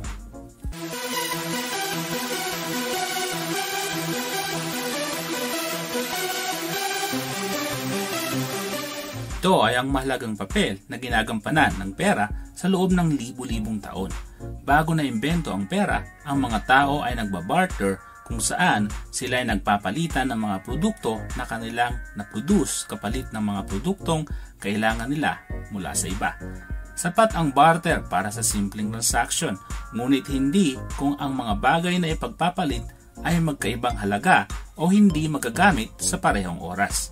Sa kabaligtaran, ang pera ay may kilalang pantay-pantay na halaga at malawakang tinatanggap. Bagamat sa simula ay simpleng konsepto lamang ito, sa loob ng maraming libong taon ay naging napaka-komplikado na nito. Sa simula ng modernong panahon, nagtatag ang mga individual at pamahalaan ng mga bangko at nabuo ang iba pang mga institusyon sa pananalapi. Sa huli, ang mga ordinaryong tao ay maaaring magdeposito ng kanilang pera sa bangko at kumita ng interes, mangutang, bumili ng ari-arian, ipuhunan ang kanilang sahod sa negosyo o magtayo ng sariling kumpanya. Ang mga bangko rin ay maaaring mag-insure laban sa mga sakuna na maaaring makaapekto sa mga pamilya o negosyo, which in turn encourage risk in the pursuit of profit. Sa kasalukuyan, ang ekonomiya ng isang bansa ay kontrolado ng pamahalaan nito at ng central bank. Ang central bank ang naglalabas ng salapi, nagtatakda kung gaano karami nito ang nasa sirkulasyon at nagpapasya kung magkano ang interes na ipapataw sa mga bangko kapag umuutang sila ng pera mula rito. Bagaman ang mga pamahalaan pa rin ang nagpapaimprenta at nag-guarantee ng pera sa modernong panahon natin, ang pera ay hindi na lang nag-i-exist as physical coins or notes. Maaari na rin silang mag-exist in digital form. Halika't samahan mo ako sa ating bagong series na pinamagatang How Pera Works. Sa mga susunod na video, tatalakayin natin ang bawat aspeto ng pananalapi. Kasama na ang kasaysayan nito, mga merkado at institusyon sa pananalapi, pamahalaang pananalapi, paggawa ng tubo, personal na pananalapi, yaman, mga shares at pensyon. Ang goal ng series na ito ay paliwanag sa simple at praktikal na paraan ang mga komplikadong konsepto tungkol sa pera at kung paano nito hinuhubog ang ating modernong lipunan. Thank you for watching. See you in the next video.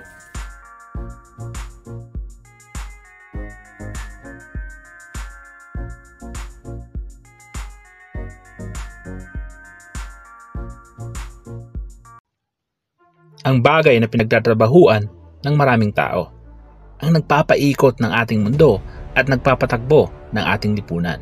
Ito ang pera. Ngunit sino nga ba ang nag-imbento ng pera? O kaya naman, paano nga ba ito nag-evolve? Yan ang tatalakayin natin sa video ito.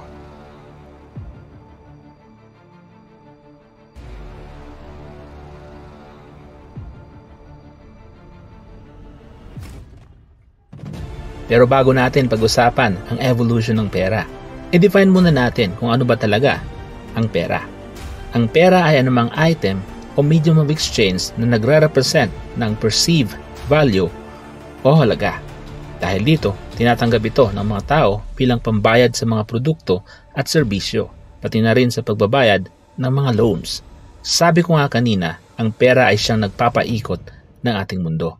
Ang mga ekonomiya ay maasa sa pera upang mapadali ang mga transaksyon at upang mapalago ang pinansyal na kalagayan. Karaniwang ang mga ekonomista ang nagtatakda kung ano ang pera, saan ito nagmumula at ano ang halaga nito. Base sa ating definition ng pera, ang pera ay pwedeng magkaroon ng iba't ibang anyo at yan ang iisa-isahin natin.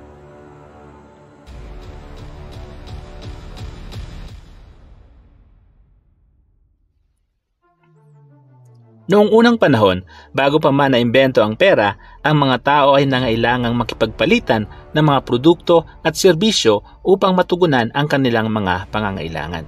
Ang prosesong ito ay kilala bilang barter. Ang barter ay direktang palitan ng produkto o serbisyo. Halimbawa, ang isang magsasaka na may sobrang palay ay maaaring makipagpalitan nito sa isang manghahabi kapalit ng damit. O kaya naman, ang isang mangingisda ay maaaring ipagpalit ang kanyang huli para magkaroon siya ng bigas. Kahit gaano kasimple ng barter, nagdulot pa rin ito ng komplikasyon. Dahil minsan, ang gustong ipagpalit ng isang tao ay wala sa iba. O kaya naman, mahirap i-determine kung parehas ba ang halaga ng isang bagay na ipagpapalit. Dahil dito, naging mahirap ang direktang palitan.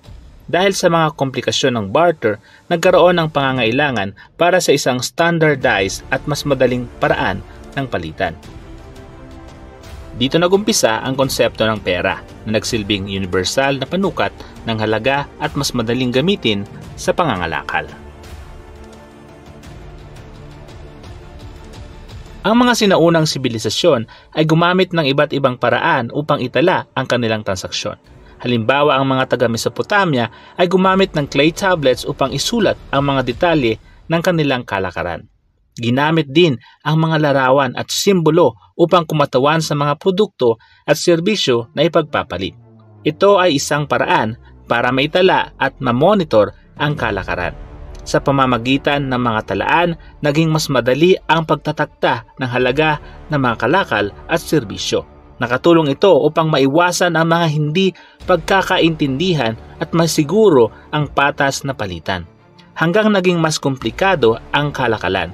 Ang mga record na ito ay nag-evolve upang mas detalyado at mas maayos na masubaybayan ang mga transaksyon. Ang paggamit ng mga barya ay nagsimula noong bandang 7th century BCE sa rehiyon ng Lydia, ngayon ay bahagi ng Turkey. Ang mga unang barya ay yari sa electrum, isang natural na halong ginto at pilak. Ang mga barya ay nagbigay ng standardized na anyo ng pera na may tiyak na timbang at halaga. Ito ay kadalasang gawa sa mahalagang metal tulad ng ginto, pilak, at tanso at mayroong mga nakaukit na simbolo o imahe na nagsisilbing garantiya ng kanilang halaga. Sa paglipas ng panahon, ang mga estado at imperyo ang naging pangunahing tagapaglabas ng mga barya. Ang mga barya ay may mga marka ng mga namumuno o mga simbolo ng estado bilang tanda ng kanilang autoridad at kredibilidad. Dahil sa standardized ang halaga ng mga barya, naging mas madali ang pagkalkula ng presyo ng mga kalakal at serbisyo. Para naman makaiwas sa pamimeke, ang mga barya ay kadalasang may mga detalyadong disenyo at espesyal na materyales. Ang mga estado ay nagpatupad din ng mahigpit na mga batas laban sa pamimeke. Mula sa Lydia, kumalat ang paggamit ng mga barya sa buong Greece, Rome at iba pang bahagi ng mundo. Ang mga barya ay naging pangunahing anyo ng pera sa maraming kultura at sibilisasyon. Sa kabuuan, ang paggamit ng barya ay isang mahalagang hakbang sa pag-unlad ng ekonomiya at kalakaran. Nagbibigay ng isang maasahan at madaling gamiting anyo ng pera na nakakatulong sa paglago ng mga sinaunang sibilisasyon. Ang paggamit ng banknotes ay nagsimula sa China noong panahon ng Tang Dynasty at mas malawak na ginamit noong Song Dynasty. Ito ay dahil sa pangangailangan ng isang mas magaan at madaling dalhing anyo ng pera kumpara sa may bibigat na barya. Ang mga unang banknotes ay nagmula sa mga resibo o IOU na ibinibigay ng mga merchants at moneylenders. Ang mga ito ay maaaring ipalit sa mga barya kapag nais. Sa Europa, noong 17th century, ang mga bangko tulad ng Bank of England ay nagsimulang maglabas ng mga banknotes. Ang mga ito ay maaaring ipalit sa mga barya ng ginto o pilak na nakaimbak sa bangko. Kalaunan, kinilala ng mga pamahalaan ang mga banknotes bilang legal tender. Ibig sabihin ay tinatanggap sila sa pagbabayad ng mga utang at obligasyon sa buong ekonomiya. Ang pagiging legal tender ay nagbibigay ng tiwala sa mga tao na tanggapin at gamitin ang mga ito. Para makaiwas sa pamimeke, ang mga modernong banknotes ay mayroong mga security features tulad ng watermarks, security thread, holograms at iba pang mga detalyadong disenyo. Ang mga banknotes ay mahalagang bahagi ng modernong ekonomiya na nagbibigay ng isang praktikal at maaasahang paraan ng palitan na nag-evolve mula sa mga sinaunang pera.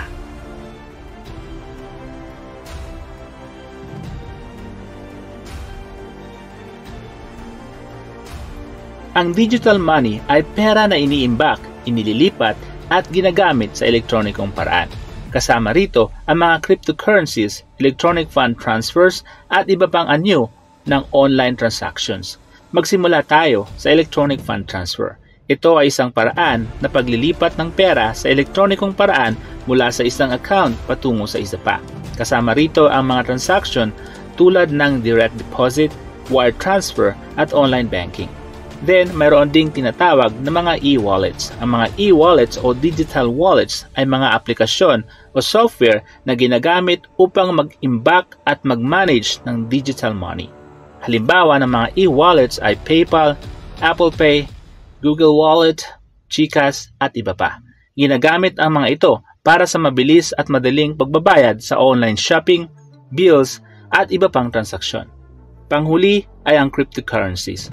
Isa sa mga pinakakilalang anyo ng digital money ay ang cryptocurrencies tulad ng Bitcoin, Ethereum at iba pa. Ang mga ito ay desentralisadong anyo ng pera na gumagamit ng cryptography para sa seguridad at pag-trace ng mga transaksyon. Napakaraming advantages sa paggamit ng digital money tulad ng mabilis at maginhawang transaksyon, mas mababang transaction fees at ang kakayahang magsagawa ng international transfers na mas mura at mas mabilis kumpara sa tradisyonal na mga pamamaraan. Bagaman may mga panganib tulad ng hacking at cyber fraud, ang mga modernong sistema ng digital money ay gumagamit ng advanced encryption at iba pang security measures upang protektahan ang mga transaksyon at account ng mga gumagamit.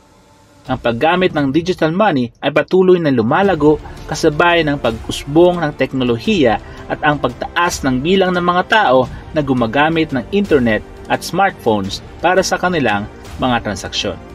Ang digital money ay isang mahalagang aspeto ng modernong ekonomiya na nagbibigay ng mabilis, maginhawa at ligtas na paraan upang mag-transact sa isang lumalaking digital na mundo. O ayan kaibigan, ang kasaysayan kung paano nag-evolve ang pera. Ano man ang anyo nito, ang tanong ay marunong ka bang humawak nito? Kung hindi, panoorin mo ang ibang mga video sa channel na ito. Nang sa ganon, magikang Money Smart Pinoy. Thank you for watching. See you in the next video.